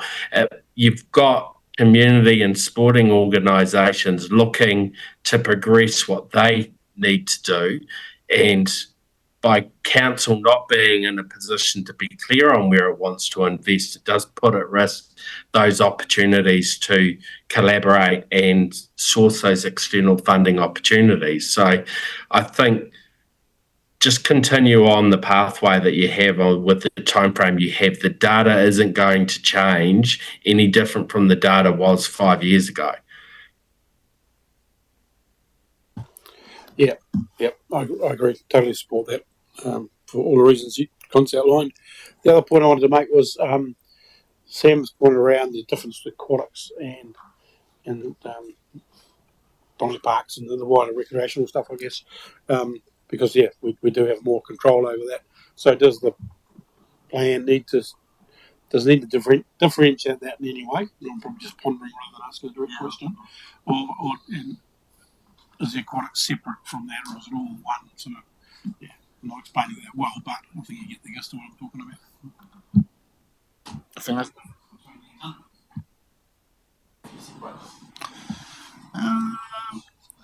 what we've seen when we've looked at other documents and having been involved in a couple in the past, they are all grouped together, noting that aquatics are a different beast on its own in terms of all things management, asset management, people management, the different outcomes from aquatics versus what we might see in a more active or passive recreation space. At the moment, the direction is to do the two together, noting that I think there'll be some key things out under that. I gave an example where one council had some sub-plans under it, and it might be something like that. I think that's what we would come back to the table and say, this is what we've found, this is what the expert advice has been from the consultant, and get some further direction on that. So I don't, Councillor Brown, probably not answer your question in full, but that's the intent at the moment of kind of where we're heading.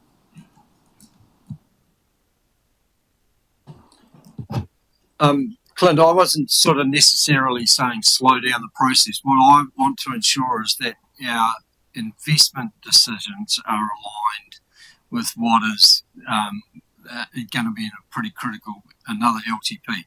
Because I know what happens through an LTP process. We start making trade-offs and doing things or pulling out things or deferring stuff. And I just want to make sure that all the data that is relevant, that is informing those decisions.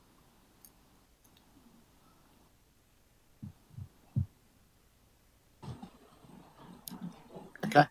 I just to get really clear direction from the table as well. So in terms of touch points in the journey we're on, and elected member visibility over the work as we progress, there's some points in there that we talk about coming back to council. Is it something along the lines of, I've broken it down, you can't see right at the top, but there's the planning stage, investigation, report writing, and then adoption and implementation. I mean, I suppose, is it helpful that we come in a workshop capacity at each of those stages to provide an update and to seek guidance or a shift in direction? Is that the visibility that the table would like, or is there another approach to it, just so that we're really clear around when you'd like to see and hear from us, I guess? I think as you've outlined there, those touch points are probably quite a good aspect to facilitate that. We can then check in and see how we're going, how we're tracking.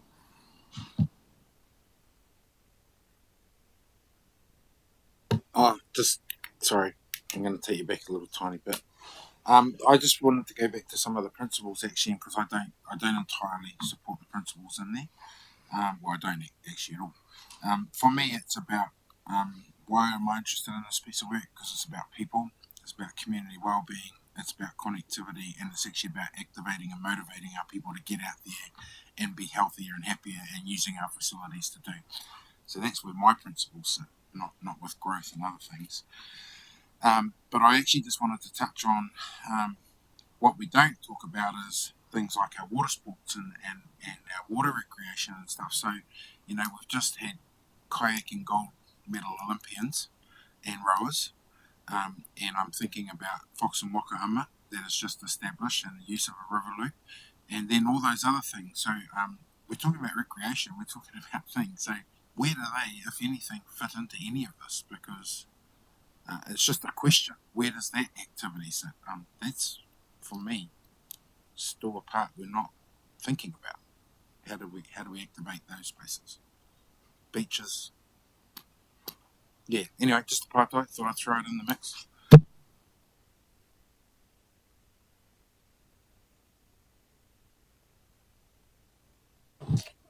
I think Councillor Tommy Hunter I probably haven't got a full answer for you, so but it is helpful. And I am thinking back around the water sports piece because I know that it does come up every time when most councils talk about these pieces of work, especially in the Wakahama space, kayaking, etc. I think it's something we could go away and consider in terms of what does it sit under that recreation piece. You mentioned beaches at the end, and that's where you start to go broader and wider. And I know.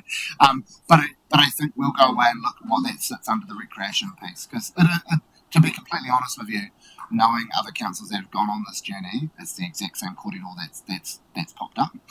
So it's not an uncommon thought to have, and so we'll give it some thought though. And I do think that's the tentacles that you find go across lots of things. From Wakahama and because I'm involved in it in terms of from the hubmaster function a little bit, the water sports are generally come under that regional council type oversight in terms of the use of those waterways. So it's probably where it more sits. I think probably from a council point of view, it's more the facilities that help support that around the Fox and River Loop and stuff like that. So, and then you talk about the beach. Absolutely, you've got the beach, you've got the surf club that we fund surf life saving. We've got the facilities on the beach, and then we help moderate the traffic through our bylaws for beach safety, etc. So that's where those tentacles reach. But I suppose you narrow this down, it's more about facilities, I guess. But you did, but it's a good can of worms because it's right. Yeah, it's helpful. It's helpful conversation. And Councillor Tommy Hunter, to your first point, I'm just having a look at those outcomes that we had on the screen, and I think you're right. We could probably play with some wording around that wellbeing piece, and I alluded to that when I was talking to Mayor Bernie earlier. We'll play with some. Yeah.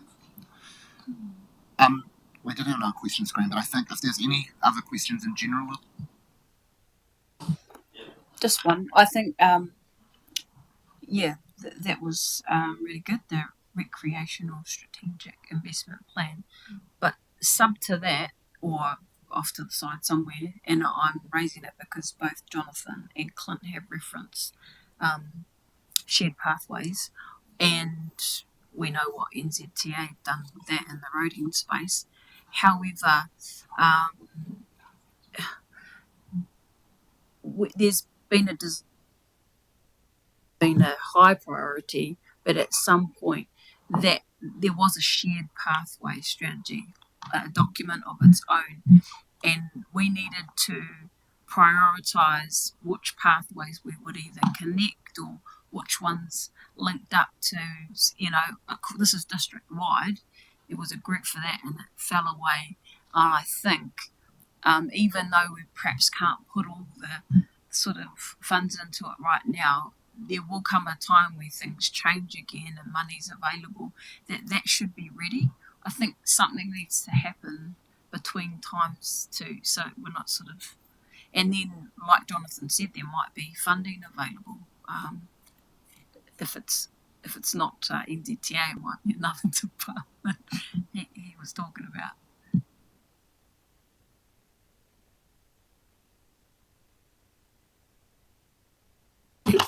Could you just cover that off here? Because I was under the impression that the strategy exists and that there are maps for the shared pathways. We haven't prioritised anything. Is that right?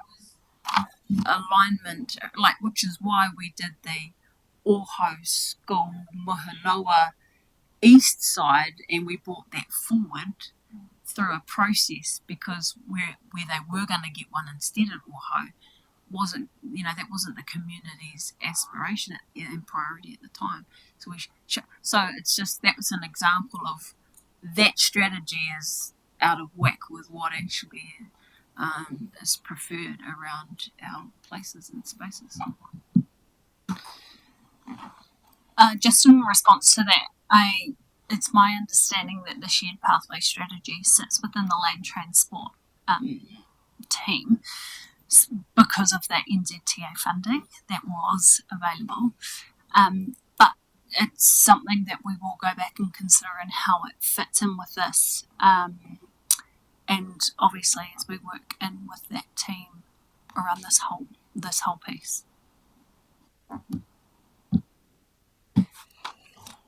There was one final question that I did just want to touch on, which was at the end result, when we're here at the very end, what would you like to see, feel, hear, touch? What would the best end result look like to you?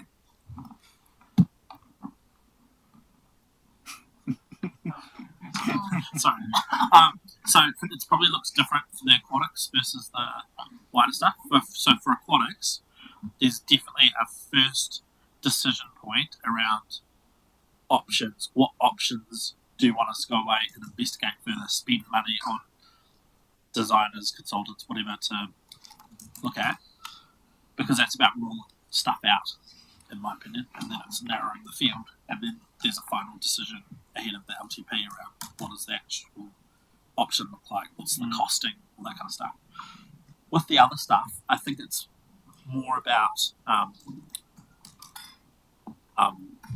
confirming the plan, because I'm imagining the plan will have some prioritisation saying, well, identify the needs, the wants, aspirations, and go. So we'll say this particular code or water sports, like this is the need, this is the proposed action, and this is the, is it very important, or is it like, the time frame for investment might be 5 years or might be 10 years. So it's a little bit more of an informing tool in terms of, to allow us to test that and then confirm it, so that then that exists to inform decisions as part of the LTP. So that's how I hope that's painful. That's a bit painful, but that's I think they look slightly different.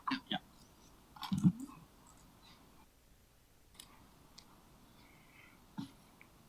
Anybody else?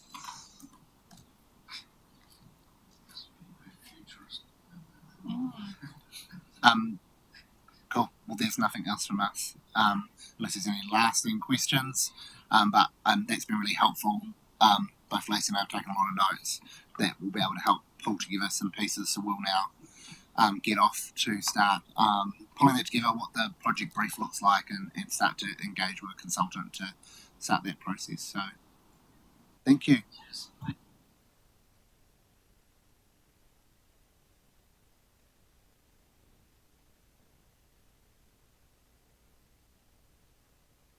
Let's have a 5-minute break, eh?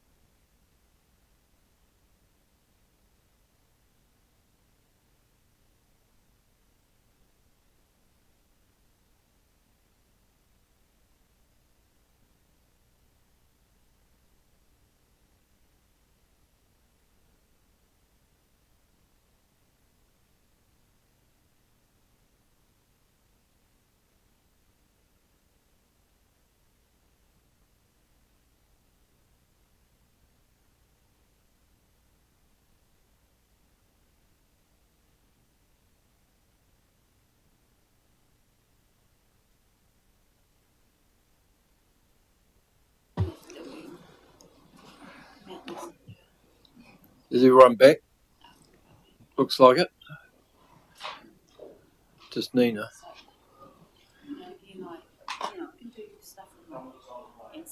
Oh, is he coming in? Okay, cool. Is Nina gone or? Okay.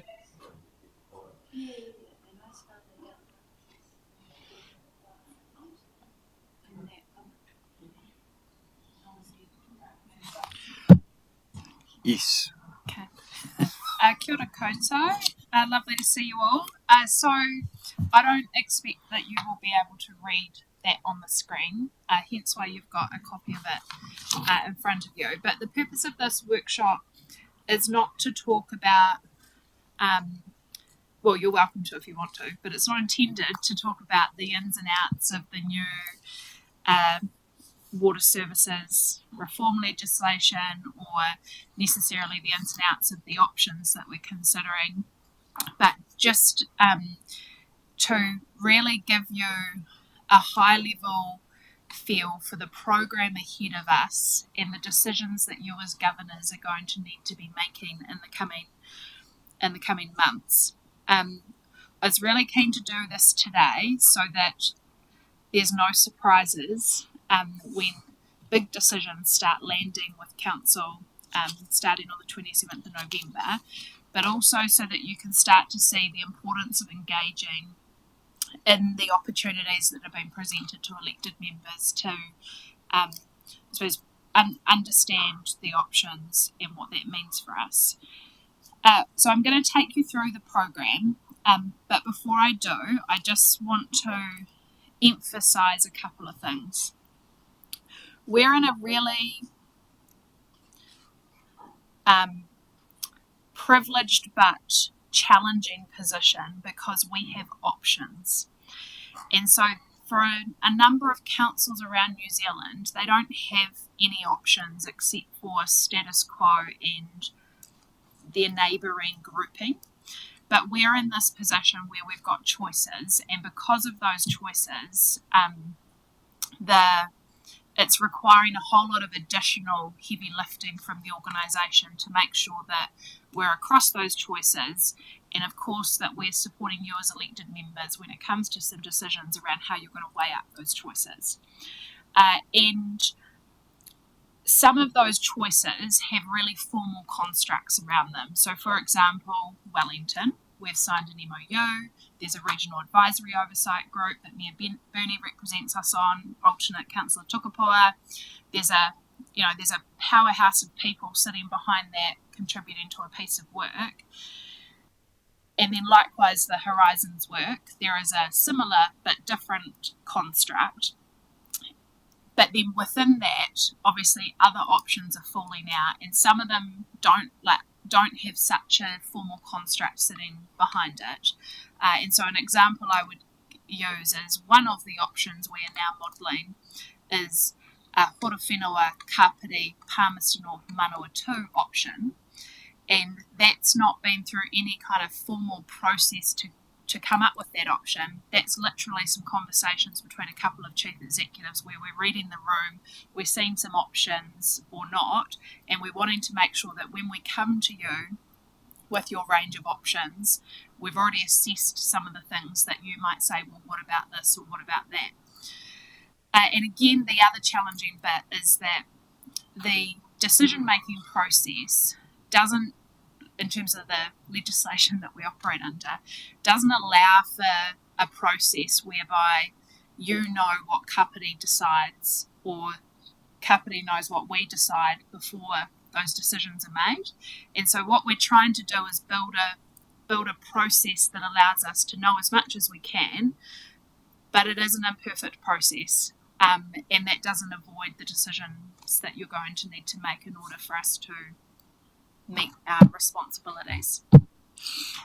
In that case, at the decision-making point, can you say preferred option is this, and if that councils say no, then our second preference is, and you have it, and then you're not back to square one and processing again.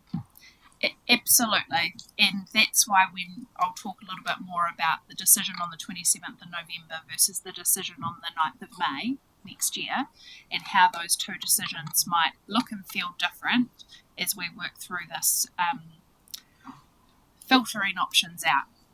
So does that, so because sort of further to what Perry's point was, is that will we be really clear when we have these options what the dependencies are? Because, like, for example, like a Wellington option, it's dependent on presumably Kapiti and Horowhenua being part of a Wellington. Like, from a physical connectivity, I don't know if that's how it works, but like if any one of the dominoes falls in any of these options, the dependence is that how it works or not? It depends on the scale. So, for example, the Wellington model, and you're going to hear from the experts on the Wellington model on the 23rd of October, but if Horowhenua and Kapiti hypothetically came out of that model, it doesn't make a significant or substantial change to some of the overarching assumptions and modelling. But, for example, let's say a Pāmi Kapiti Horowhenua model, you take Kapiti out, then that could change. So the larger the scale, the less of an impact. The smaller it is, probably the more of an impact when one falls out. The other comment I wanted to make is that, and we've already talked about this with Council, but I just want to reiterate, is that we have deliberately brought Morrison Lowe in to provide the overarching advice and guidance to Council that allows you to compare what is currently an apple and an orange and a few bananas to translate them in a way whereby you are dealing with apples, because the modelling and the assumptions and even the subjectivity that sits behind a catchment in Horizons versus a catchment in Wellington, and the economic complexity and as we face economic regulation, like, it's really hard to look at the Wellington model, see the price that our ratepayers might pay, and then look at the Horizons model, look at the price, and straight away decide what's a winner or loser. Like, we actually need to be able to translate that into a common language and a common financial model that allows you to be absolutely certain that you're not getting fooled. Not fooled because we're trying to be deceptive or anything, but just because of the complexity of the modelling. And so that's why Dan's work is so important, to help us build a bridge across all these options. Yeah, but at the same time, you look at the price that you'd pay in the Wellington, price that you'd pay in the Manawatu, and if one's going to be higher than the other, but if this one said, but that infrastructure you need, you can have it in year 2, but over here you're having it in year 10. Like, that for me is significant consideration. Yeah. Which is, apologies, Councillor Brannigan, which is why it's so important that work that you did a few weeks ago to input into the principles and what's really important, what matters, and price and affordability is important, but we've also heard a whole lot of really good feedback around community voice, levels of service, the prioritisation around investment and infrastructure, so that when you're comparing your apples, you're not just comparing them across this financial lens, you're comparing it around, well, in 5 years' time, like, what will the consumer, the customer in Tokomaru experience versus the customer in Shannon, and would that look different in a Wellington model versus a Horowhenua Kapiti model, for example? It was going to be exactly that one, because those of us who went to the Wellington forum down there, I think I said something to Bernie and Monique at the first break. Tell me why we ever think about going to Wellington. But that was based on the issues I've got down there. And like Bernie said quite right, it's their scale. But on the other hand, we started talking about those prioritisation.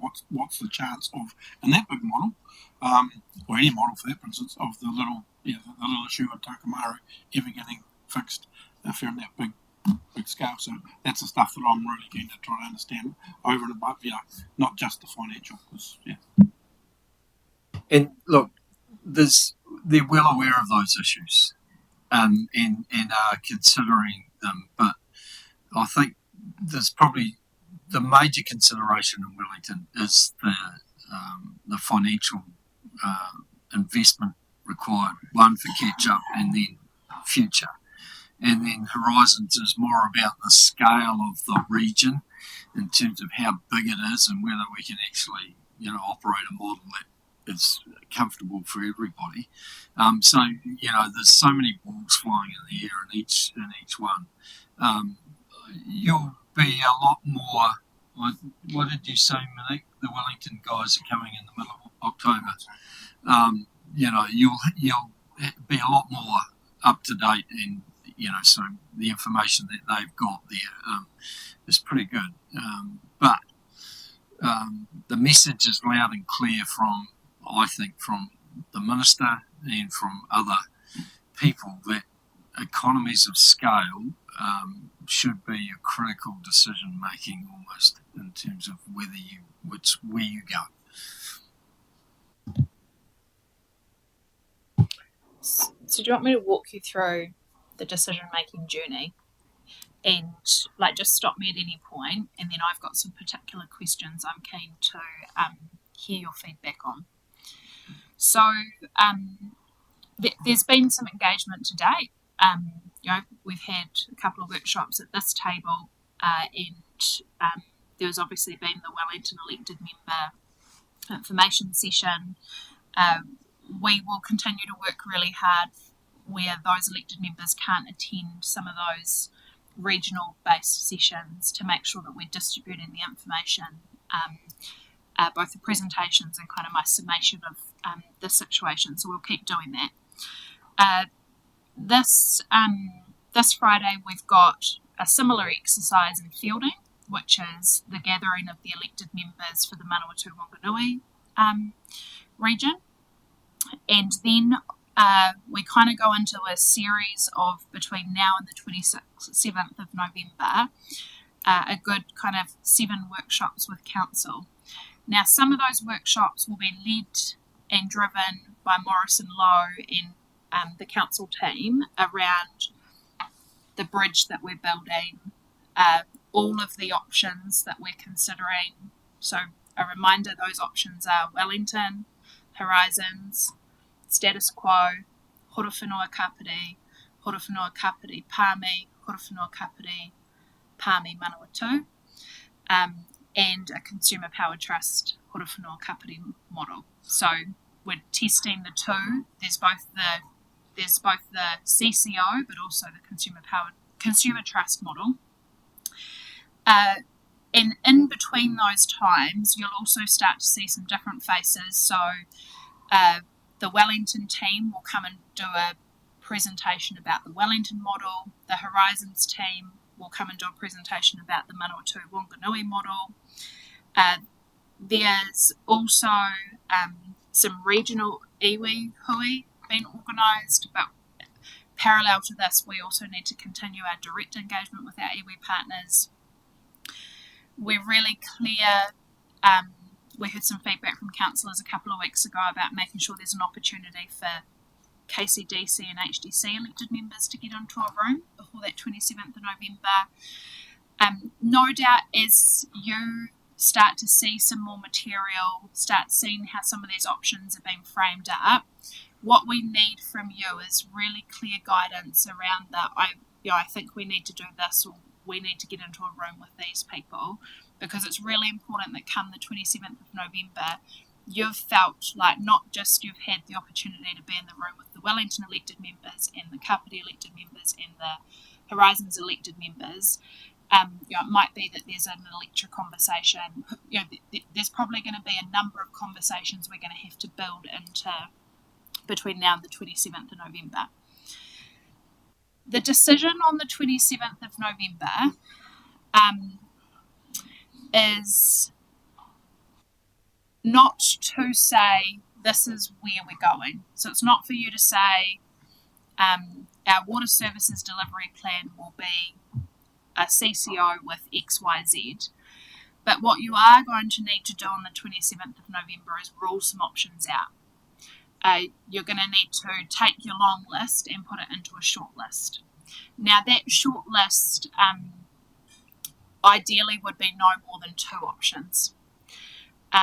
Because if we're going to get real about the resourcing requirements from this organisation to inform a water services delivery plan that's going to fulfil our legal responsibilities, but also, and I'll get into community engagement soon, but to have an informed and meaningful conversation with community about options.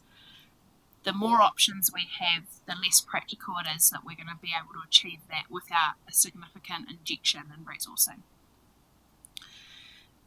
One of the questions that I'm keen to hear from elected members, your feedback on, is for you to be in a position to, on the 27th of November,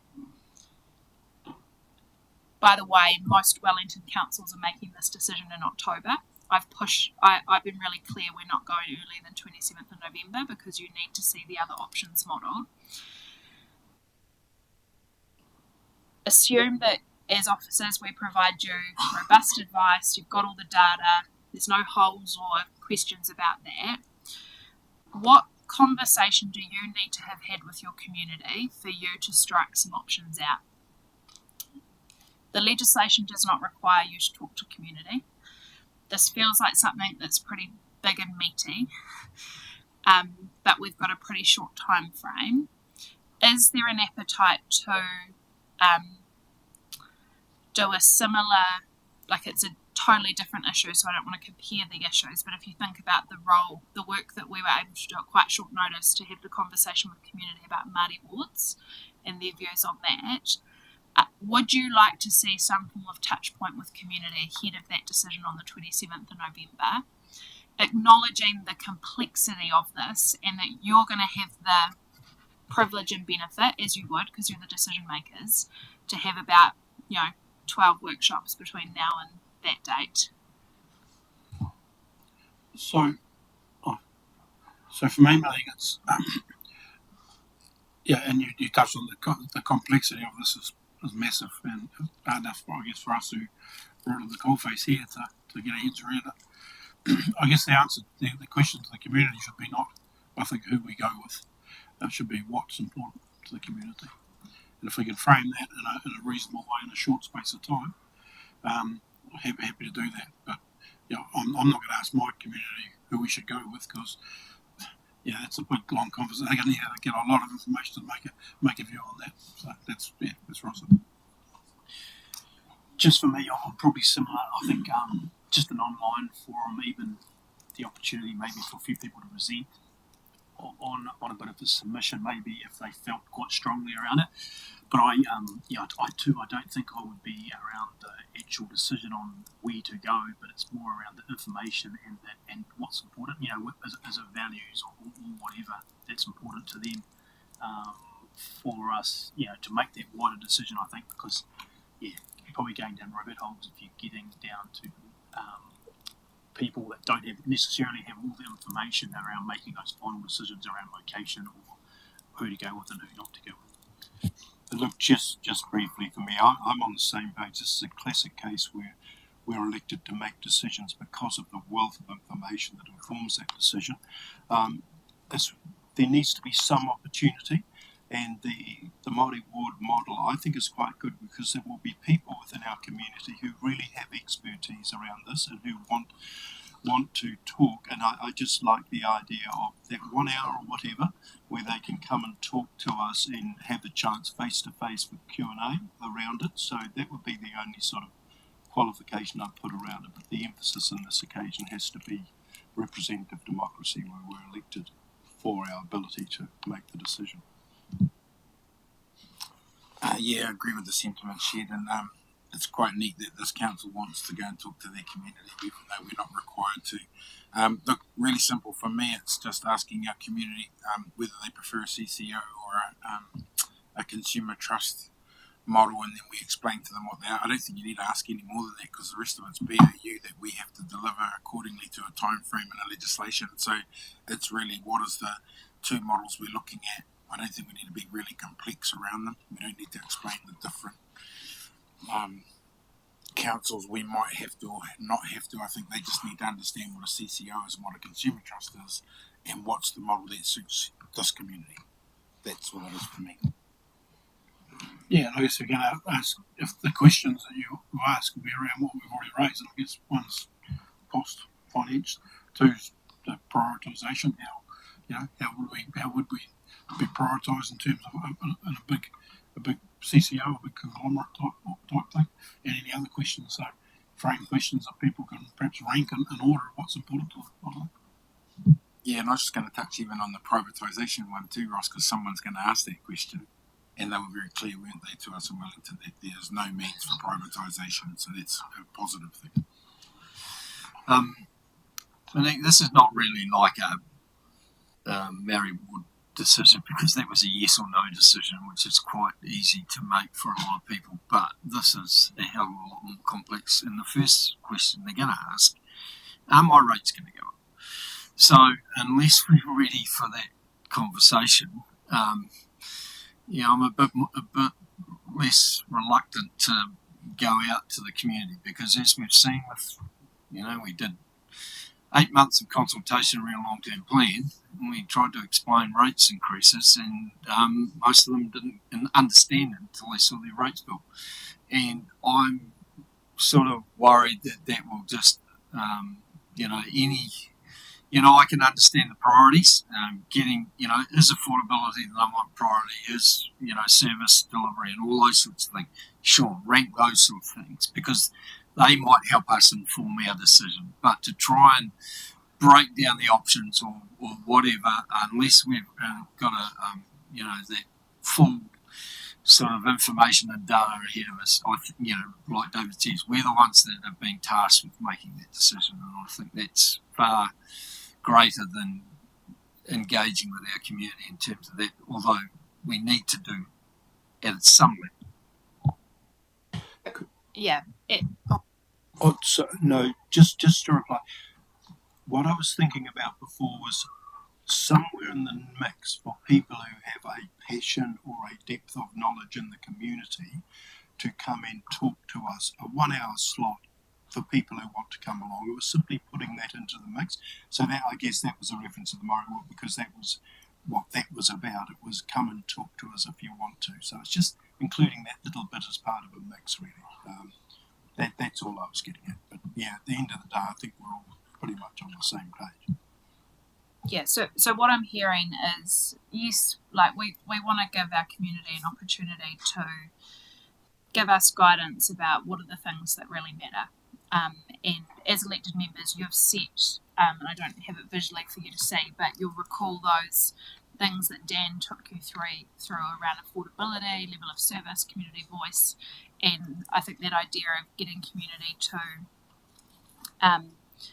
endorse, to rank, like what is most important, and to get them to, it is also, it's almost like pre-engagement ahead of what's going to be engagement this time next year. Sorry, not this time next year, in May next year. So I'm gonna start talking about formal consultation shortly. Can we see the following up from that workshop with Dan? Can we see whether before that goes to? So next week's workshop is going to bring that back to you, and so that will be great, because then you'll be able to give us, check in with us on that, and then that will help inform what essentially is going to need to be a very light touch conversation with community, and not light touch because we want it to be light touch, but the time frames facing us is of such we're really limited. I just even wanted to touch on Bernie's point though around the fear of the rates. I actually just think we need to be really honest with our community and say that that is a true risk, because the government made it really clear they're not paying for any of this. They've definitely put the burden back on our community and our ratepayers. So we need to language that. This is not a decision we take lightly, but it's a decision, again, that's been forced on us. So obviously there is going to be increased costs somewhere. Let's be honest about that.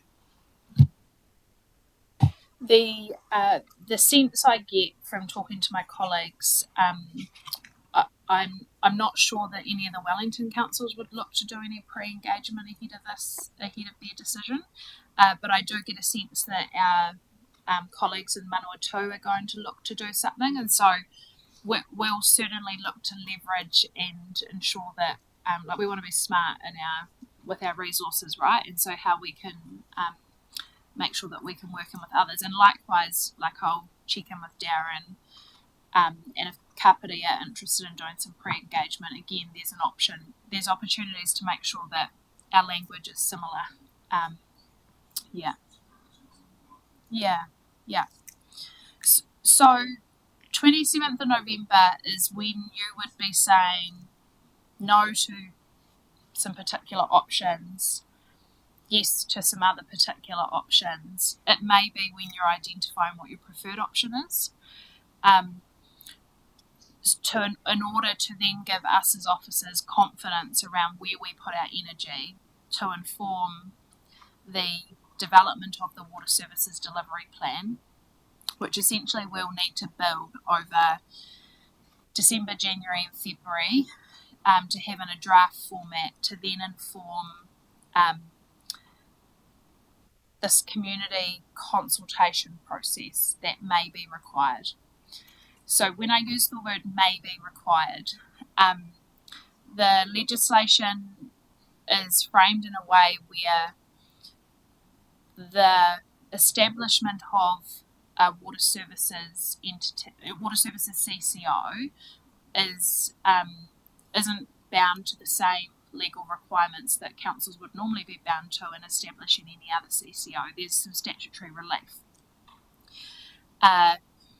There's a little bit of complexity around a consumer trust because the consumer trust requires a particular exemption from the minister. However, the legislation and then the guidance from DIA goes on to say, however, if your financial strategy is going to change in a way that it triggers significance for your long-term plan, then what we're potentially facing as an organisation is a long-term plan amendment. I was just about to ask a question.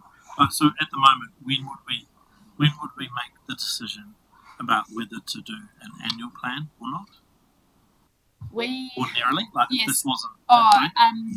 Like in the next month. Yeah. So as officers, where I know there's been some advice come to executive leadership team, we're currently, so kind of changing topic slightly, we're currently doing some work where we're testing our financial forecast, testing year 2 budgets, to see where we land in terms of whether there's a significant departure or not from year 2 of the LTP, to bring some advice to council, but also to test with council, putting aside the money, but more so what conversations are you needing to have with your community, and then of course trying to weave how this water services delivery plan might flow into the need for whether it be an annual plan or a long-term plan amendment. So we're not quite in the position to give you firmed up advice on that, but I'm just signalling and warming you up to the excitement that may be ahead of us of a long-term plan amendment. We're starting with one. So at what point do we make the decision between a CCO and a community trust? Consumer trust. 27th of November.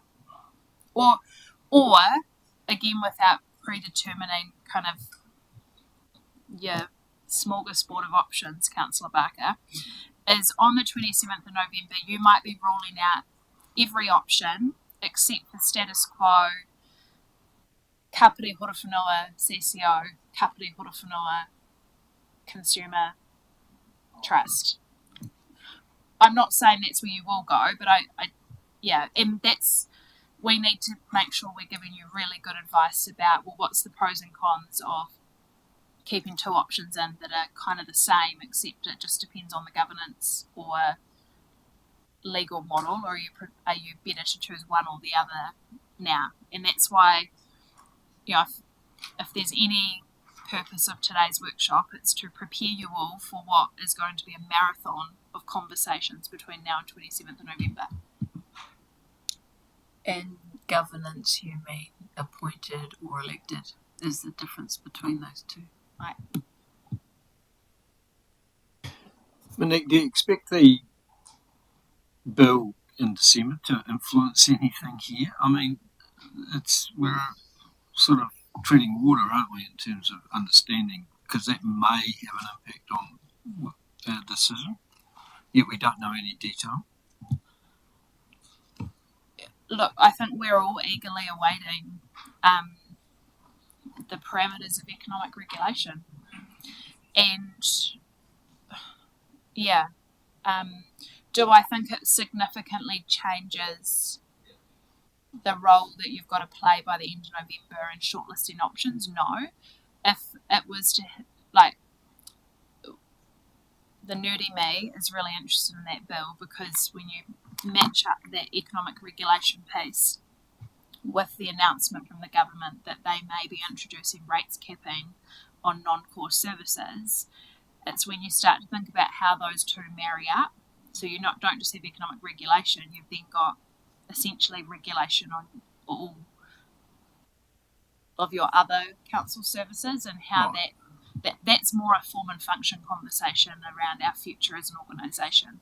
Because that impacts like stranded overheads, like all that kind of stuff. Yeah, and also the consultation that we have with our community could have a significant impact on that as well. Councillor Proctor. This is probably a silly question, Monique, but is there a potential scenario that we may pick some partners and then something changes along the way after November where those partners may go with a different option? Is there a potential that we kind of get stranded or someone else gets stranded in this process? I'd like to think we're hot property and everyone wants to do business with us, Councillor Proctor, but yeah, it is a risk. So as we kind of look forward to the community consultation and then ultimately the drafting of the water services delivery plan, which will lead us to a decision on the 9th of May, where you will be making that decision on our future water services model. There is an option there, Jonathan, where whether it's because we've been left stranded, whether it's because another council has made a different decision, or whether it's because, who knows, like something else has come to light or the situation looks different, there is an ability in the legislation to seek an extension from the minister. And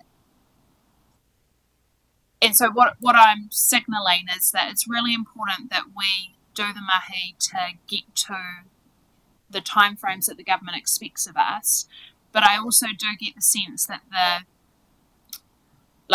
if we sat on our hands and didn't do anything and then asked for an extension, there's no way we would get an extension.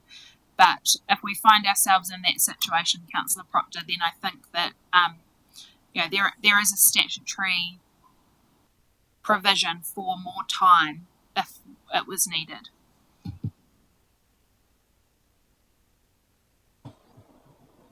Anything more, Councillor Proctor? Oh no, sorry, I'm just going to lower my hand.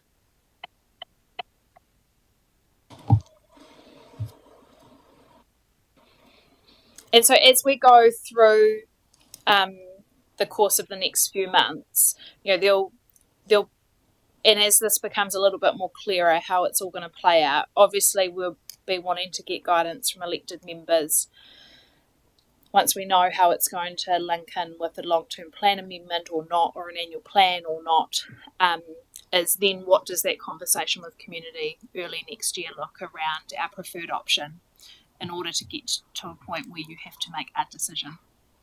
Because the 9 May date is slightly earlier than we would be if we were just doing an annual plan or even a long-term plan amendment. It's slightly earlier, maybe like 3 or 4 weeks earlier than it might be otherwise optimum, right?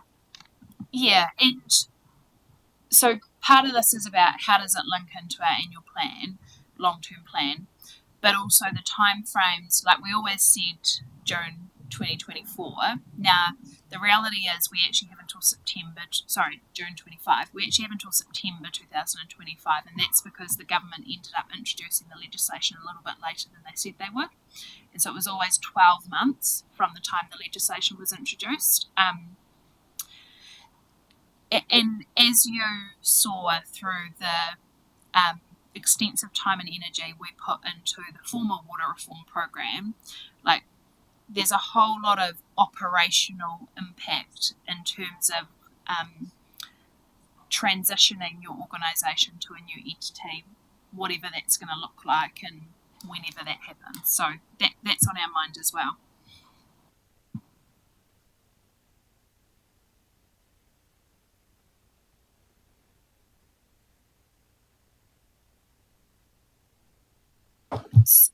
So the program as of today is in front of you. It is up on the portal. You've got a physical copy. The program will change. What's very unlikely to change is the decision on the 27th of November and the decision on the 9th of May. What I need from elected members is for you to be really engaged in the content. It is complex and it moves every day. Like I'm struggling to keep on top of it. And so we are going to work really hard to try and, I suppose, pull out the bits that are the most important to assist in the decision making. But if you've got particular things worrying you or particular bits where I'm really going to need this to assist my decision making, like please raise that, whether it be today or whether it be in the consecutive workshops leading to the 27th. Because hearing on the 20th of November that you'd really like to see ABC is way too late for us to be able to provide that to you on the 27th of November. Just thinking about then the level of information and that we're going to have to be across the level of reading, the level of engagement. Can we, and this is probably a question for me, Bernie, actually, is can we then just be really mercenary about what we see for the next 6 or 8 weeks in terms of other business, like without having a negative impact on the business?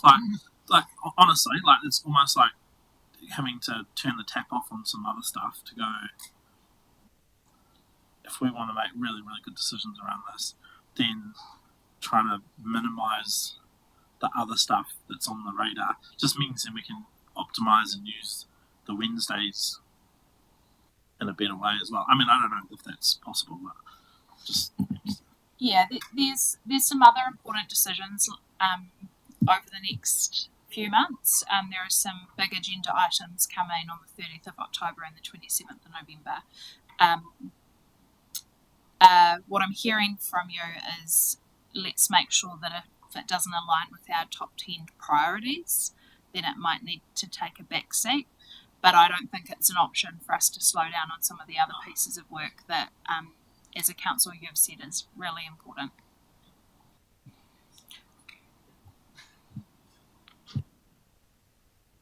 So, by the look of the calendar, though, Sam, there's about a 6-week window from the 16th of October to the end of November where there's a real concentration of stuff in that space. And I'm sure that we will try to manage that as best we can, but noting that a lot of this stuff that's in train for the 30th of October council meeting is already well underway and progressing. But I would think the focus for the 27th of November will be the water services delivery option. And yeah, we've got a couple of other big items on that day, which we'll discuss a little bit later. Okay. But take your message on board. I'd like to see a real deep dive into that trust option, as part of the decision making process.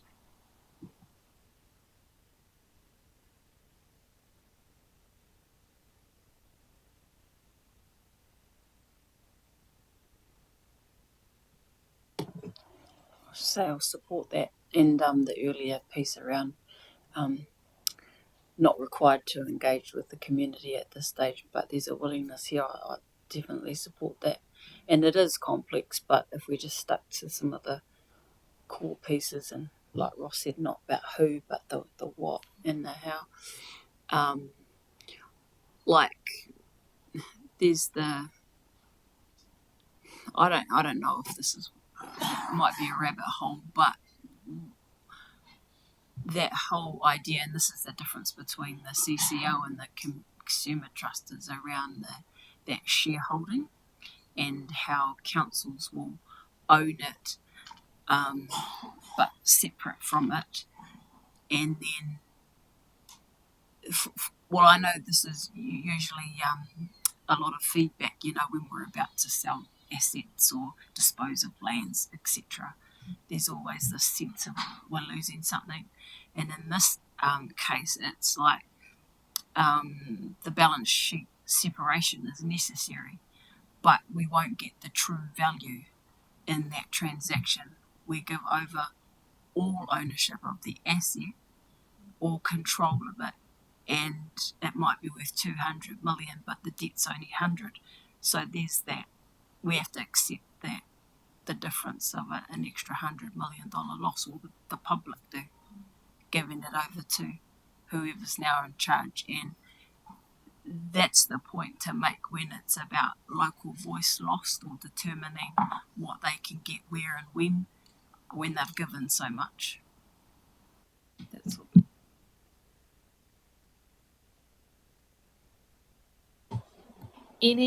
So acknowledging that you're going to be talking a lot about water for the next 6 months, anything at this stage, any other questions?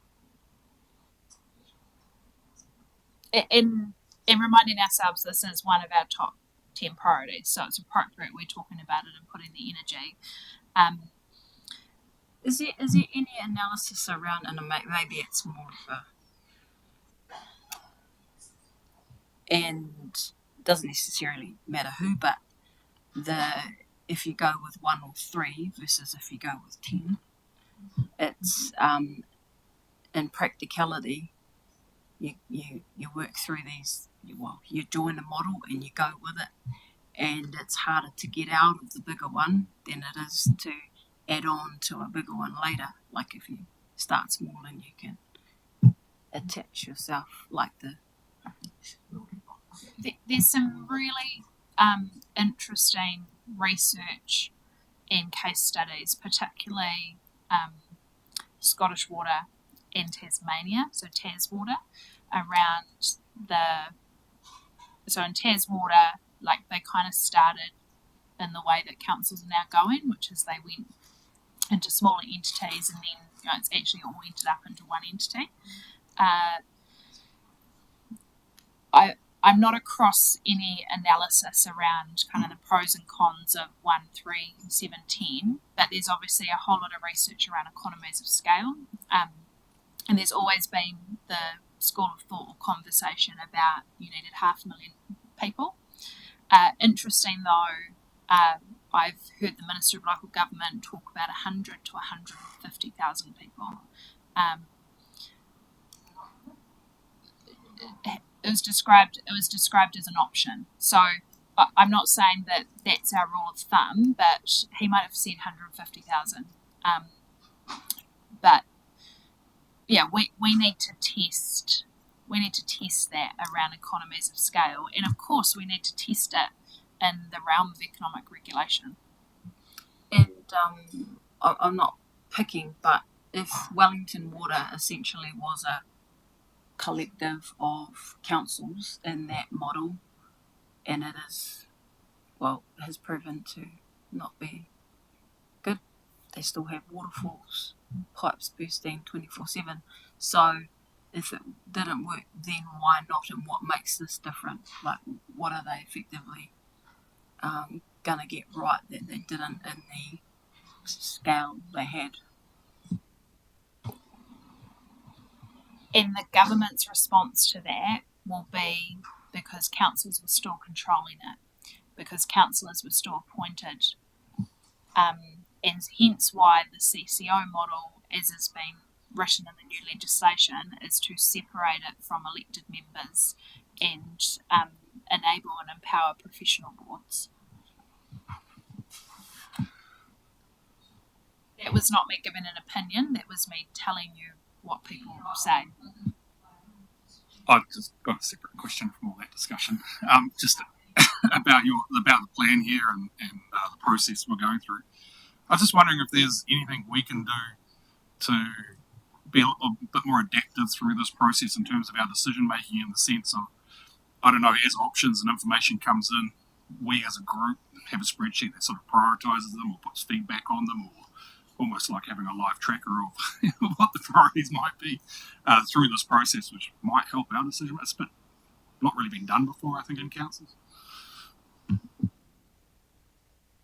Let me have a chat to the team. I think as information comes in, it's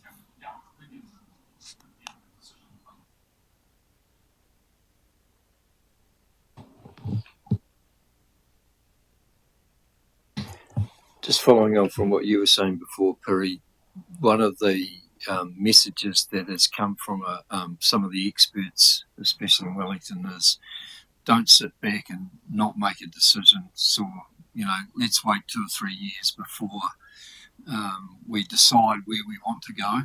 Let's see how they all operate, and then make our choice 2 or 3 years down the track. They're recommending that will be an extremely expensive way to go. So that's why that 27th of November decision is actually reasonably critical. And maybe not until May when you actually make the decision, but certainly early on. You don't want to be just putting it off. No, I'm not suggesting putting it off at all. Like, there's the deadline, there's the timeline, you stick to it. But it's just understanding what has occurred, and it's complex. So I'm sorry if I think about every single thing in every single way, but it's just the way my brain is. Sorry.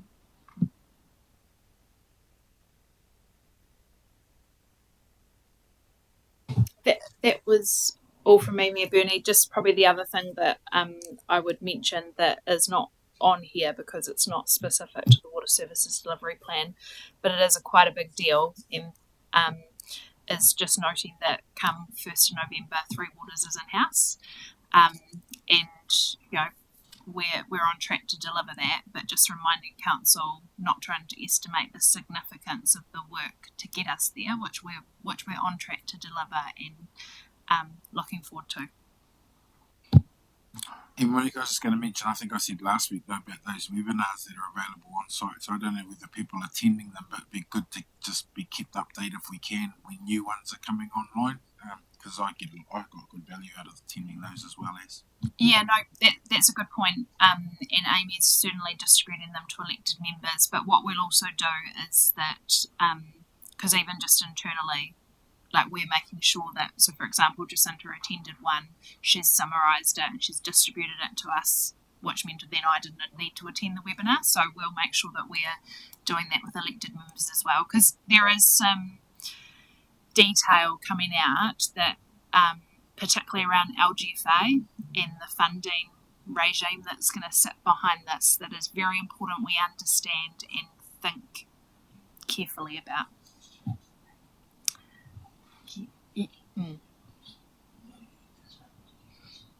Do you want to comment on that, Jacinta?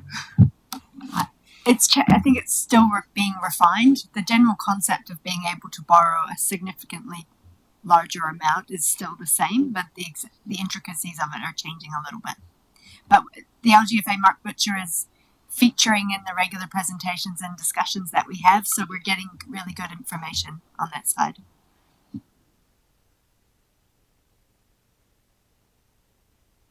Yeah, thank you. Thanks, Manny. We saw Wellington where that guy did that analysis